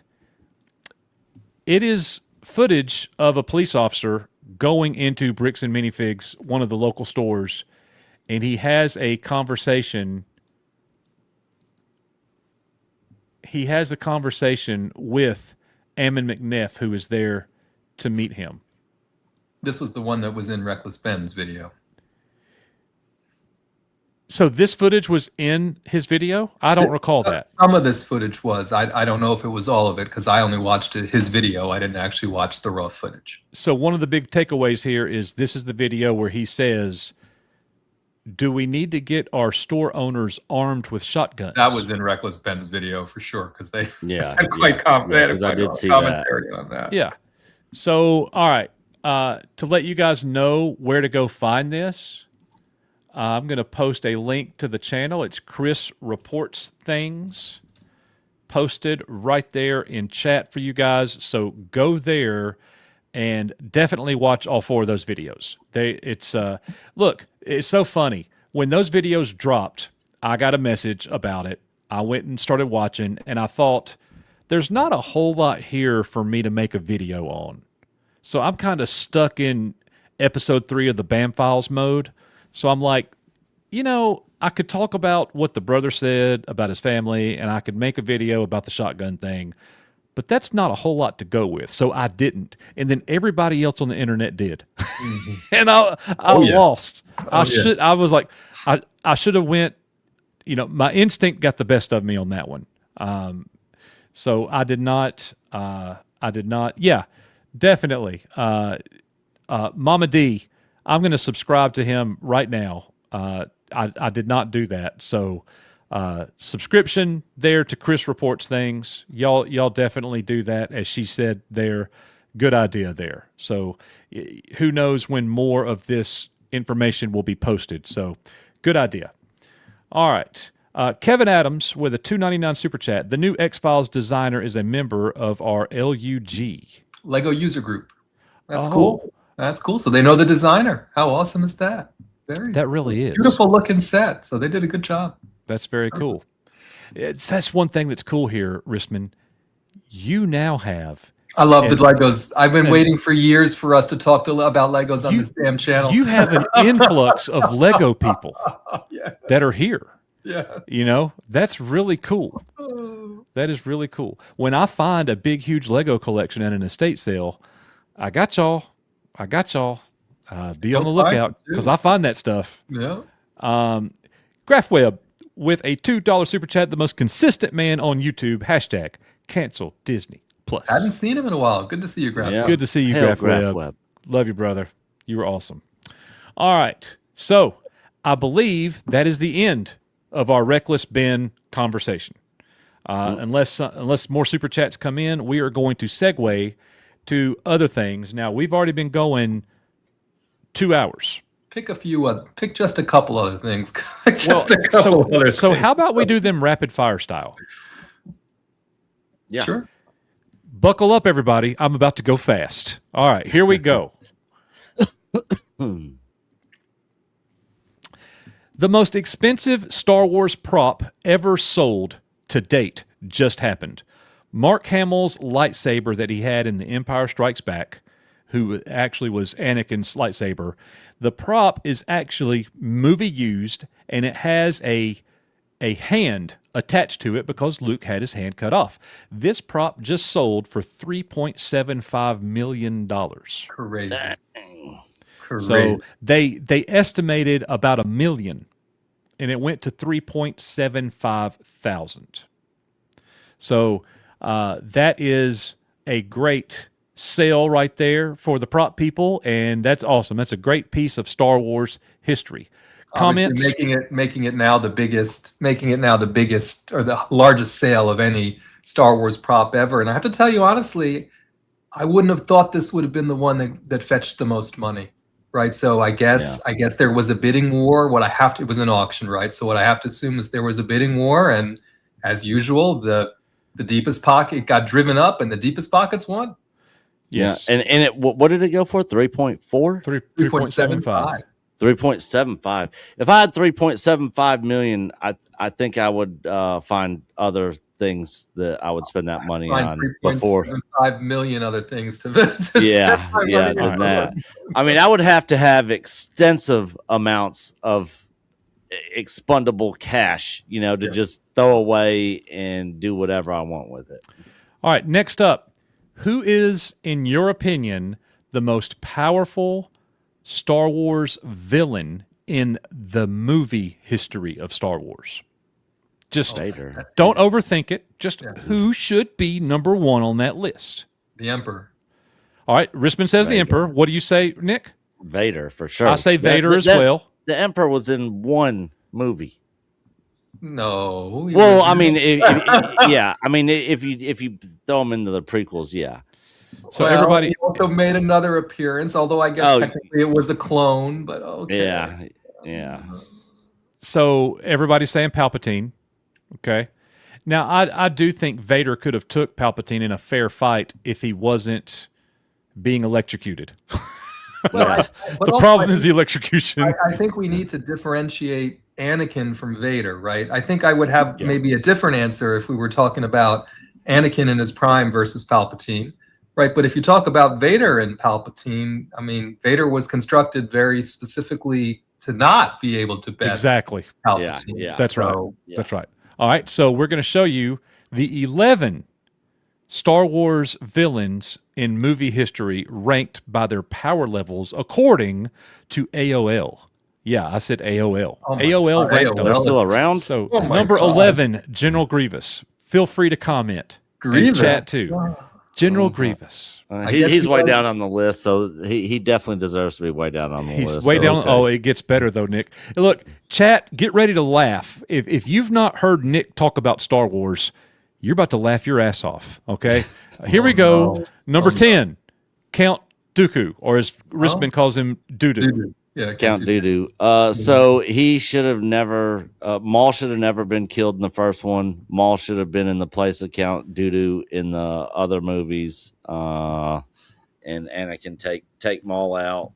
I'm not a fan of Count Dooku at all. I love so. Chris Lee. I was gonna say, I'm good with him. Yes. Yeah, I like Christopher Lee for sure. My issue is not with the actor himself; it's with the character. I'm just not a fan. Okay. So yeah, he's at the bottom of the list. Oh God, I'd put Grievous above this clown. Number 9, Kylo Ren. Kylo Ren even made this list. Oh, that means Snoke is gonna be hot. Oh God, we forgot Snoke. All right, here we go. Golly. Number 8, Oh, Moff no. Gideon. What? He's more powerful Then Doo-doo? than all of them. He doesn't even have the Wow. Force. Grievous, Yeah. Kylo Ren. This is already a terrible list by AOL. Oh, This there is he aw- is. We knew Oh, jeez. It's awful. Yes. Wow. Yes. I could not wait to get y'all's reaction. All right, number 6. Yeah. Oh, okay. All right, right, so okay. so Maul. I'm biased because Maul's just so badass. I just like that character. I'd put him higher on this list, Hey, but he's you know, hard to kill, baby. Yeah, He's yeah. hard to kill. Just for the chat, someone's asking. This is allegedly the 11 most powerful Star Wars movie villains. Yeah. Yes. All right, number 5, guys. Oh my God, there's Wow. So they put Emperor Palpatine. So Darth who's going to be Sidious. over Palpatine? oh no. I mean, There's Vader. 4 He people. hasn't shown up yeah, I guess yet. Vader will be. They do think I don't Yeah, agree. Vader will be above him. All right, who else? Um, General Veers? Like, who are we talking? We're kind of running out of Yeah. people. So who could it be? These are movies. Oh my These are God! the Don't movies. tell It's a me movie. Reva is on here. No, but it said movie. It Yeah, well, says yeah. I mean, it movies. says movies, but we had freaking Moff Gideon. Moff Gideon's in it. Gideon, Well, that's true. They already and he's broke not that. even in the movie. We already broke that. All right, y'all ready? Yeah. You give up? Yes, I guess. Number Yeah. 4. Okay. Vader's at 4. Wow. Okay. So that we still have the That's a top, terrible picture of Dad Bod Yeah. Vader too. Like, Yeah. what are we doing? but that's like a cosplay Vader. I mean, Yeah. that's not yeah, even yeah. Vader That's from not even a real movie. Vader. That's, That's like, they like a chumped Vader, man. celebration. Like, what are you doing? Yeah, that's definitely Dad Bod Vader for sure. All right, here we go. Number 3. Oh no! What? They put the Palpatine from Rise of clone? Palpatine in The here. Emperor's. Does that, That say we the Emperor's watched- clone? We watched Because it's- one time, and we'll never watch that I will never bastardization watch- of Star Wars again. Yeah, I'll Technically, never it watch was that his movie again. clone. That's The true. Emperor's clone. Wow. Oh my goodness, Whoever this writer is, AOL needs to fire that person. it's bad. All right, number 2. Any ideas? It's got to be something stupid like It's Reva gotta or be somebody. bad. It's gotta be bad. Oh come on, peeping Tom. What? He was in the show 3 seconds. He was in the acolyte. Yeah. What is going on? Oh my god. And number This- 1, the dark side. Well, they Oh, I already guess- showed Vader. No, the dark side. The dark side isn't Oh, even. just the dark side. Just the dark side. And that made the That's- list even dumber. That's so stupid. It could have been worse. They could have put the stranger. They could have put Chimere. You know, if they were going to do the acolyte. Oh, At yeah, least that's true. put That instead Yeah. of Plagueis. At least he did. That's the dumbest Star Wars villain list I think I've ever All right. seen in my So life. here's where Star Wars news gets good, ladies and gentlemen. Spaceballs 2 is already Oh, this making is fun so of Star funny. Wars. This is So check this out, Nick. You're going to love this. So here is the official description for the movie. You ready? This is Yep. from Spaceballs. Somehow, Dark Helmet has returned. 40 years after the events of the first Spaceballs, 50 years after the events of Star Wars A New Hope, and 1 year after the events of The Devil Wears Prada 2, the galaxy is once again under a threat. A threat so evil, so unstoppable, so completely lacking in any original ideas that it has vowed to bring back the past, every last bit of it. With Lone Star in hiding, Queen Vespa on the throne, and the Schwartz stretched thinner than a franchise releasing TV episodes theatrically. Wow, so many shots at Disney Star Wars here. It's hilarious. I love it. The only hope for the galaxy is Vessa's undisciplined son, Prince Starburst, and a mysterious palace advisor named Destiny. Together, they must find Lone Star, Yogurt, and any other iconic legacy characters fans are demanding before they discover the hard way that while some threats you can fight, the reboot is not one of them. So they're making fun of the Mandalorian like flat out right there. Yeah. And not only is this funny, but the other funny thing is what do you think? You know what the Lucasfilm Pavilion is at SDCC at the Comic-Con? It's all Mando and Grogu. It's the ATRT. It's the rod that Favreau painted. It's the, you know what I mean? It's the Anzellans in the starship, and it's a Grogu. That's what they brought to Comic-Con. They posted this picture of Spaceballs 2, and this actually gave me freaking chill bumps. I knew you would like this. You ready, Nick? Yeah. Classic Nick reaction right here. Ah, love it. Isn't that freaking badass? Yeah, love it. Spaceballs 2, Comb in the Desert. Yeah. Now, this movie could completely suck, but I'm liking what I'm hearing so far on it. Rick Moranis is back. He hasn't been in a movie in forever. I'm pumped. I'm looking forward to this. 100%. All right, in our next news, George Lucas had some really interesting comments about artificial intelligence. And I like what he said. I want to get y'all's thoughts. Chat, we want to get your thoughts. Here's what George Lucas said about AI. On one hand, he says artificial intelligence means it's much easier for us to make movies. It's very much like sitting here saying, well, I believe the horse and buggy is really where it's at. These cars, they break down. They need gas. There's all kinds of problems with them. And pretty soon they'll be making them into tanks, and then they'll be killing people. It's terrible. There's nothing you could do about it. That's progress. It's the future.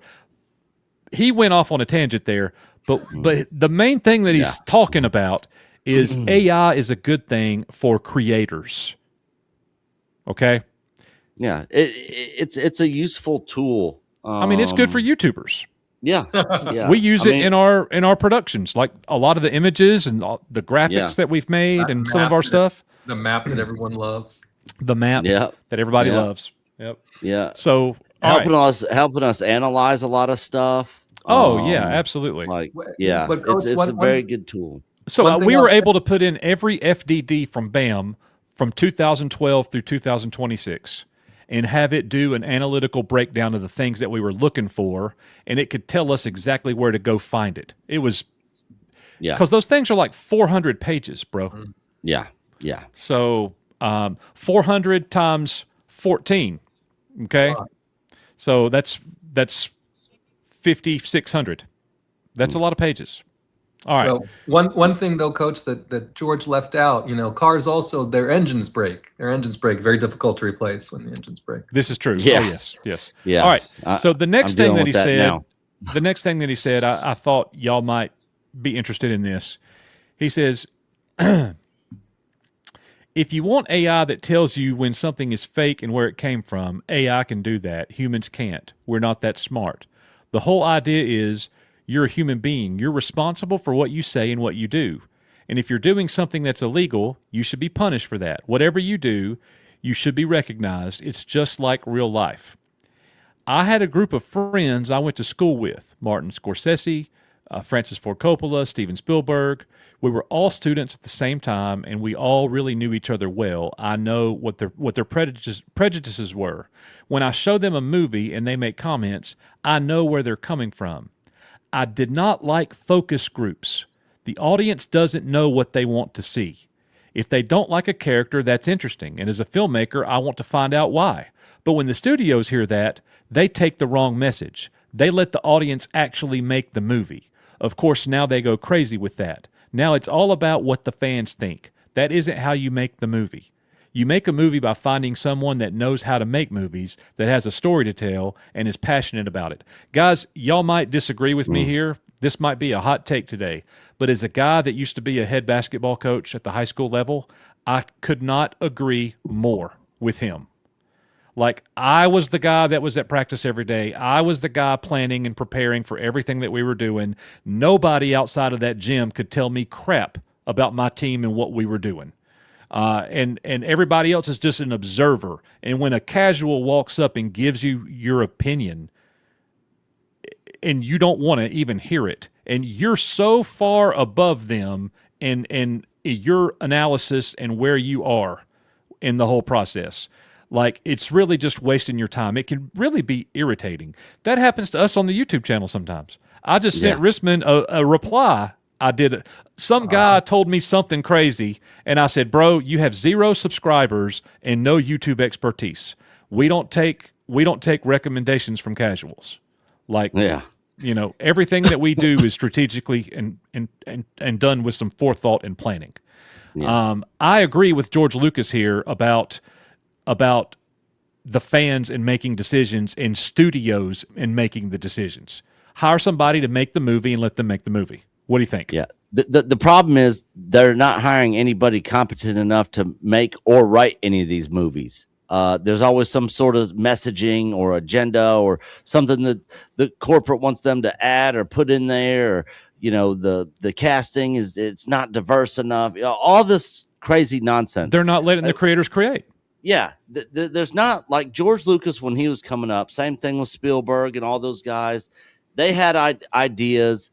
They got the scripts written, and they basically these movies, back in the day, they weren't put together by a committee of people. It was generally one man's vision, one man's idea, and then he brought people in around him to help make that a reality. And today it's like we got the story groups and we got the producers and the executive producers and the writers and then the CEOs of the studios and the people that are involved with the money and how much they can, what their budget's going to be, and like all this stuff that just ends up giving us a bunch of nonsensical crap that we pretty much are seeing in theaters today, with the exception of a few things here and there that are pretty good. All right, Risman? I agree. And Risman's just keep going, Coach. Get to the end. I mean, I think the problem isn't necessarily with focus groups per se. It's how these studios choose to populate the focus groups, and the fact that they're more using them as rubber stamps and just trying to crowdsource ideas from too narrow a cross section of the viewing population, thinking that they've got the best representation they can when it's just all a lot of echo chambering and you know what I mean, passing around the wrong kinds of ideas because it's just not representative of a broad fan base.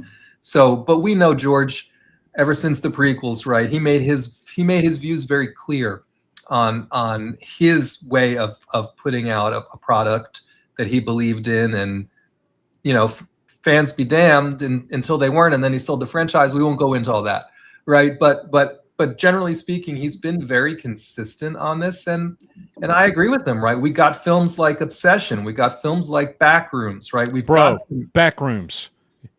Well, I still haven't seen them. These films were clearly the visions of the people who created them, with no meddling from any kinds of studios, just putting them out purely the way they were intended. And look at what happened, right? So, it's crazy. Backrooms, Nick, don't forget I told you this. Mm-hmm. It's a creative masterpiece. And if you can't lock in when you watch it, don't watch it until you can. Yep. Okay. You have to lock in. But it's not like so deep you're not going to understand. You'll have the feelings and the thoughts that the showmaker wanted you to have. if you're locked in.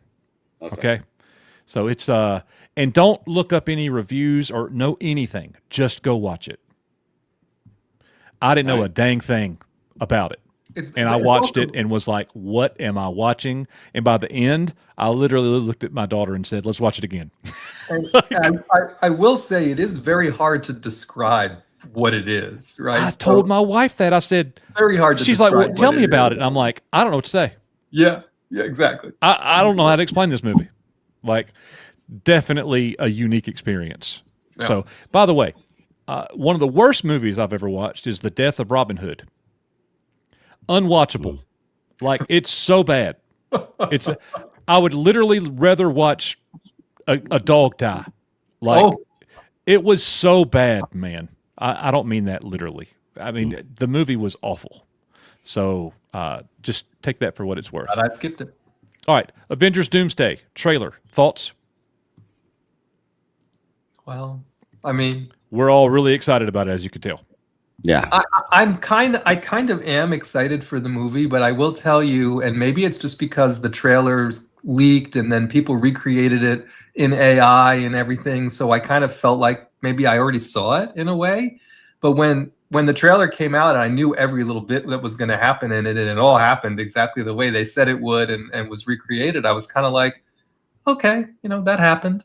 I mean, that was my reaction. That was my reaction to it personally. Right. I'm with you. Nick, did you like the trailer? It was meh. My favorite part was probably seeing Steve Rogers, the real Captain America, at the very end. But I've been checked out of Marvel for so long. It's like, I'm definitely going to go see it just so I can kind of see, what they do with it. I'm interested to see how they're going to try to fix the Marvel Cinematic Universe with this movie. And that's really where my curiosity sits with this movie. How are they planning on trying to fix the mess they've made over the past, 7 years? I don't know how they're going to do it. Since Doctor Strange 2? Well, and I guess we're going to have to go back out and see the re-release of Endgame too, right? Endgame. They're adding things to it and they're doing changing some it up things there. So that's coming out in September. So yeah, yeah. I don't know what next Thursday is going to be like because we are going to watch the new Spider-Man movie Thursday night. Oh, cool. I'm going with Mom. We're going to do it on Saturday, though. I think. Yeah, I'm not going to be able to do it till Saturday. Y'all might not have me Thursday night, but we'll talk about that later. Right. If y'all can both be here. All right, so RoboCop has a streaming series coming to Prime Video.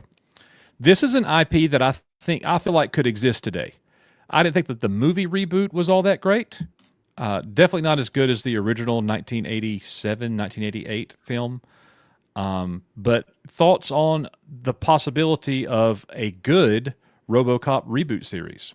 And it's with the original creators, right? So they're bringing it. Not only are they bringing it back, but they're bringing the band back together. And so, while I didn't have this on my bingo card necessarily, I'm like, I'm okay with it. But I think the little bit of the brouhaha that was created is the Stargate people are very pissed off now, right? Because this is also coming to Amazon, and they thought they were getting their Stargate reboot or redo or whatever. That was already announced, and then Amazon just canceled it. So now, of course, everyone's like, well, we can't get our Stargate, but now we're getting our RoboCop instead. And I'm like, well, okay. I mean, I guess, so I'll watch it. It's going to be on Prime. It's not going to cost me anything, right? But we're just truly out of ideas, right? We got to bring RoboCop back. I mean, okay. Yeah. So RoboCop could be an easy series. Like, this could be entertaining. To see RoboCop on mission and have missions carry over. Like, it's a fascinating character if done well. You know what I mean? So yeah, that's something that I definitely would like to see. Yeah, and I mean, someone said Peter. But I agree with you. Someone said Peter Weller's kind of old. When I said they're bringing the band back together, I meant the creatives, the writer, James. Wan's going to be some of the rest of this stuff. So I don't know who's in it, right? I hope Peter Weller, if he's in it, they give him the appropriate kind of a role at this point, right? So, Wow, I caught a live heart from Canada. California Gotta- or Canada? Is that California or Canada? I would think Canada, but I don't it know might for be sure. Canada. Yep. RoboCop, I actually have a cool story regarding the old actor. Cool. Yeah, Peter Weller. You'll have to email us the story. We'd love to see that for sure. All right, moving on. Next one, Days of Thunder 2 has been greenlit.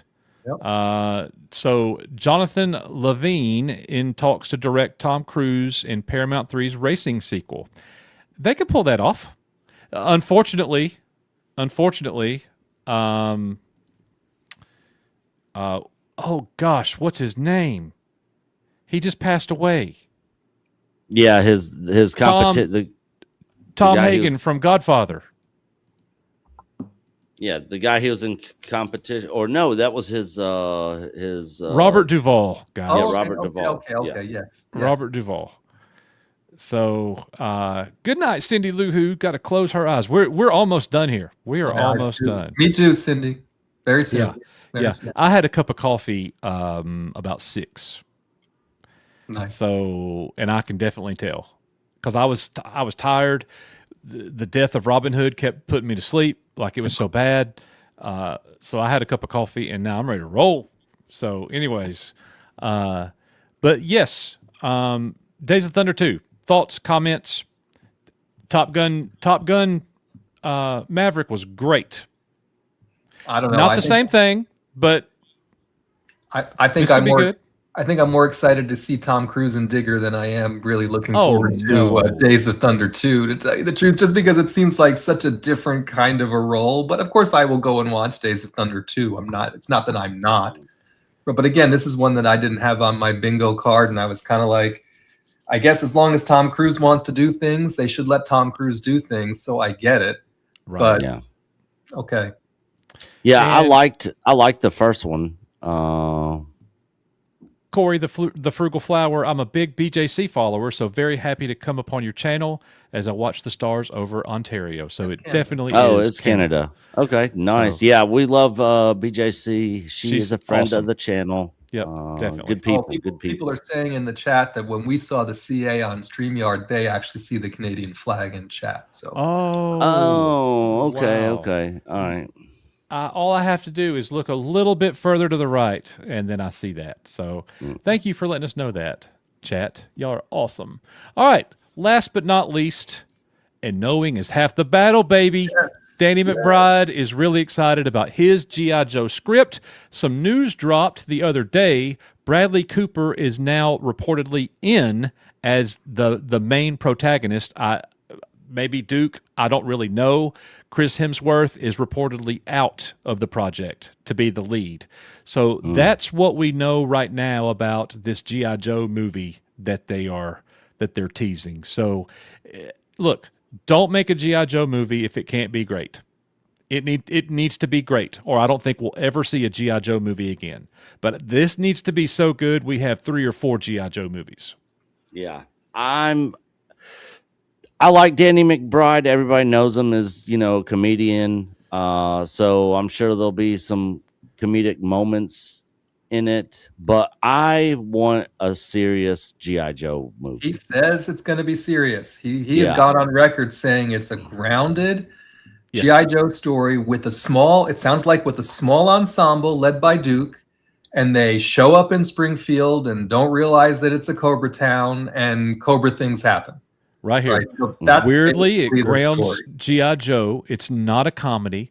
It's kind of suspense and action. And I think it's going to be a lot of fun. You're following Duke and a group of other Joes. There's that town in the comic, Springfield, which is the town that's secretly all Cobra. And so that is where our film takes place. I think it's a great beginning. So this is all going to happen in one single town? Apparently. So they had that in the cartoon, and I remember the cartoon. I remember the episode where the whole town was all Cobra. well, it was in multiple episodes. Like Springfield was a common Cobra thing Yeah. in the original Marvel comic and the cartoon. So yeah, that's just the setting of Cobra. Maybe it's like infiltrating them or something. Who knows? Or they're there to do one thing, and then other things happen, and then they realize it's Cobra. So I'm cool with that, right? But they have to have Cobra Commander has to be in it, right? I don't want another movie where it's, and I like the Baroness fine, right? But I don't want another movie where it's just the Baroness, right? Or just a bunch of Cobra lackeys, right? Cobra Commander has to be in the movie, right? Otherwise, to me, it's a loser. And the thing is like, okay, it's Cobra Commander, and he has to have the helmet or the mask on. Yes. And we can't see his face ever. No. Ever. And he needs to have a prominent role. He needs to be, as Skeletor was in the Masters of the Universe movie, Cobra Commander needs to be that. Yes. And they need to make him like that. And the voice actor choice is extremely important for that role. If you can't get somebody that's somewhat accurate to be like he was in the original 80s cartoon, that is a major miss. He has to sound like Cobra Commander. I did not like Hugo Weaving as Megatron. I like Hugo Weaving, but he didn't sound a thing like Megatron. They should have gotten the original voice. He was available. Frank Welker was available and ready and wanted to do it. Yeah. Michael Bay didn't know who Frank Welker was. Unforgivable. Unforgivable. That's exactly. You're gonna hate me. You're gonna hate me for this suggestion, but you know exactly what I'm going to say next. They should let Jared Leto play Cobra Commander. He could do it. Yeah, After what he did with Skeletor, they should let him play Cobra Commander. He could do it. As long as we don't see his stupid face, I would be good with that. Destro has to be in the movie, and he has to be having a gold mask on. So how do you reconcile somebody walking around in public wearing a gold mask like G.I. Joe? How do you reconcile Storm Shadow walking around in a ninja outfit? How do you reconcile Snake Eyes walking around looking the way that he does? But they have to pull it off. They have to. This is what I mean, right? And so if you're going to use, like, they're in a control room, right? Like, maybe it's just Cobra Commander and he's always behind the scenes and he's directing things or whatever. But you're exactly right. They obviously can't be out in public. So I think they're going to contain the cast, right? Both on the Joe and the Cobra side. And that's why I'm like, if Cobra Commander's in it and he's in the control room and he's leading things or whatever, I can get behind that. But if you're just like, it's too hard to put him in it, we'll do something else, then I'll be like, F this movie. You know what I mean? Yeah. We just can't go there again. And the thing is, like, we need to see the Cobra tech. We need to see his tanks. We need to see all we need to see Cobra officers. They are as stormtroopers were in Star Wars. That's their foot soldiers. We need to see Crimson Guards. That would be cool too. Maybe save that for the sequel. So bats could be like the Dark Troopers in Mandalorian. And they all look the same. You could easily CG those things in there. The thing is if this movie is great, this is the kind of thing that could make this franchise blow up with a new cartoon, with a new streaming series, with multiple movies coming. Don't do it like Michael Bay. Learn from that experience. Well, and so I'm behind this idea, but I have to tell you honestly, I would have rather they developed the G.I. Joe Transformers crossover movie as the first one than I would like for them to do this idea. So again, I'm cautiously optimistic, but I'm like, if you botch it, then they'll never do the crossover. That's true, right? But I feel like so I'm going to push back a little bit on that. I think that they have to establish G.I. Joe as a good film franchise before they could even mess with the Transformers G.I. Joe crossover. Transformers has established itself as a somewhat valuable. It does well overseas. It does well overseas. It's much more relevant today than G.I. Joe. The Bumblebee movie was great. I thought the last Transformers movie was really good. I thought Transformers 1, the cartoon, was really good. Mm-hmm. And the very first Transformers movie that Michael Bay did was okay. Mm-hmm. Every one after that, I didn't like. Like, it got bad kind of fast for me. but it's at least relevant. G.I. Joe is irrelevant, has never been relevant on the big screen. That is a dormant franchise that has never been able to be revived since it died in the early 90s. Well, actually, it was the late 80s.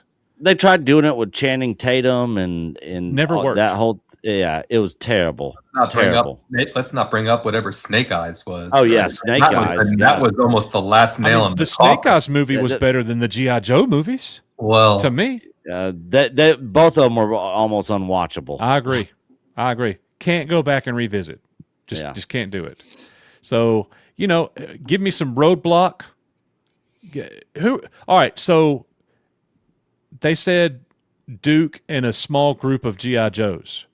So let's say there's going to be 6 in the movie. This is how we're going to end the stream. Who's your 6? And chat, we want you to chime into who's your 6 Joes.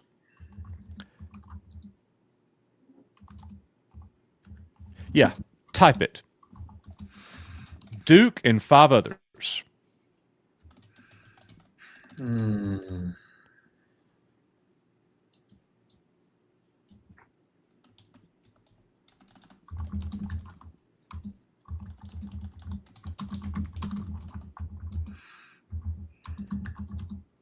We're all typing.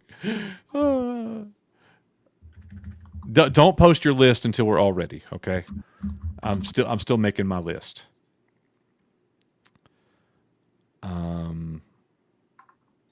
Oh gosh. Would Storm Shadow be considered a G.I. Joe? Because he did come over to G.I. Joe's side. No. Later on. He's Cobra. Okay.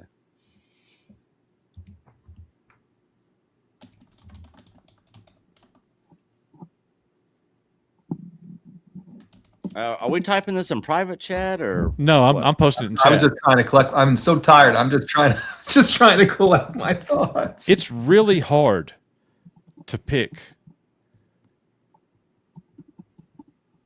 And I would have picked Storm Shadow also, but I mean, I know I can pick 3-ish.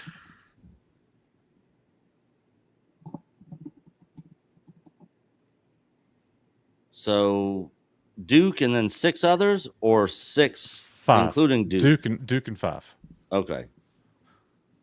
So I got. I'm really struggling on the last one that I want to do, but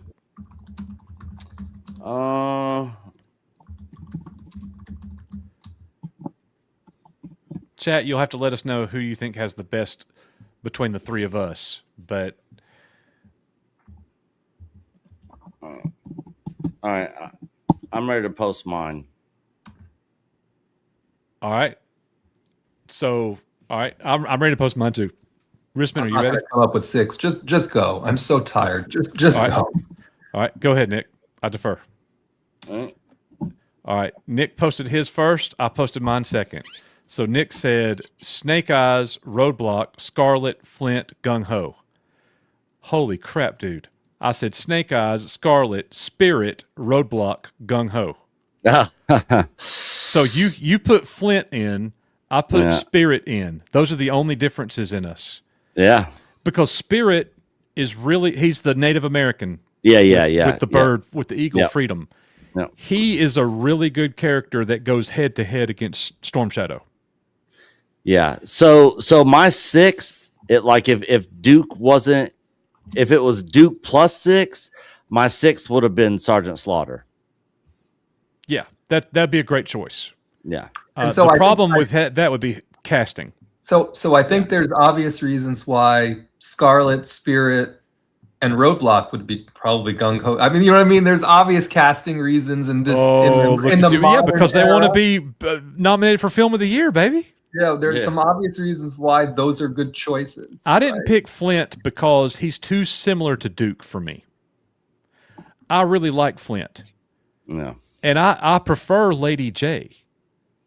But if Duke's going to be in it, Scarlet should be the girl. And I'm going to go out on a limb and say that I do think Storm Shadow will be in the movie. He should be. Yeah. 100%. The twins.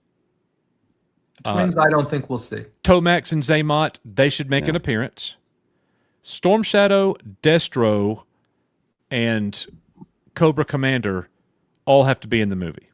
If they use the twins, they could be out and about, right? So the attraction to the twins is at least one of them, I guess, or both of them, and they could be doing twin things, right? They could be out and about, in the town. So that might sway me towards the twins, but look at that. Yeah. Chat GPT's pick: Snake Eyes, Scarlet, Duke, Cobra Commander, Baroness, Storm Shadow. I mean, I think it's likely that all of those folks will be in the movie. Yeah. Yeah. Lady J and Shipwreck were two others that I would have considered throwing. I was struggling on both of them, and Quick Kick is another one I was struggling with. Quick Kick, yeah. And I like Dusty a lot too. Yeah. And then there's Bazooka is a really good character. There's just so many, and Torpedo is another good one. It's tough. So, anyways. Look, everybody, we made it. Wow. Marathon live stream closing in on 2.5 hours. And we got 2 super chats to read. All right, let's do it. Little Trinket with a $2 super chat. Thanks for all you do, brick by brick. Thank you by brick. so much. Brick by brick. Yeah, we're doing it. Thank you so much for that. We appreciate that very much. And then the last one with a $5 super chat, Tyrannosaurus Rick. I've been with you guys for the entire stream. It was fun and insightful. Blessings to you guys, but I'm cashing and dashing. Work comes early. Rick, we appreciate you, bro. If you see this on the replay. Tyrannosaurus Rick. I know the feeling. Yeah. Risman's like, I'm ready to go to bed. Hurry up, end it. Yep. All right, everybody. So, look, that's going to do it for us. We're going to call it there. Nick and I got much more coming in the next few days. The BAM Files episode 3. We are ready. It's the production is underway. All we got to do is film it and put it together, and we are ready to go. So more on that. We got members videos coming. We got more behind the scenes stuff coming. Go check out our website, check out the merch store and all that stuff. Most importantly, thank you guys for being here. It's always fun. So I'm looking forward to the live streams. So thank you guys so much. It's been great. We had almost 600 people at one point, and we've held over 400 until just a couple minutes ago as we're winding down here. So that's going to do it for us. I'm Coach for Risman, for Nick. We'll see you guys on the next one. We are Echo Base Network. See y'all. Take care, everyone. See you. EBN Network says goodnight. EBN Network. I don't even like you. Okay. You know what?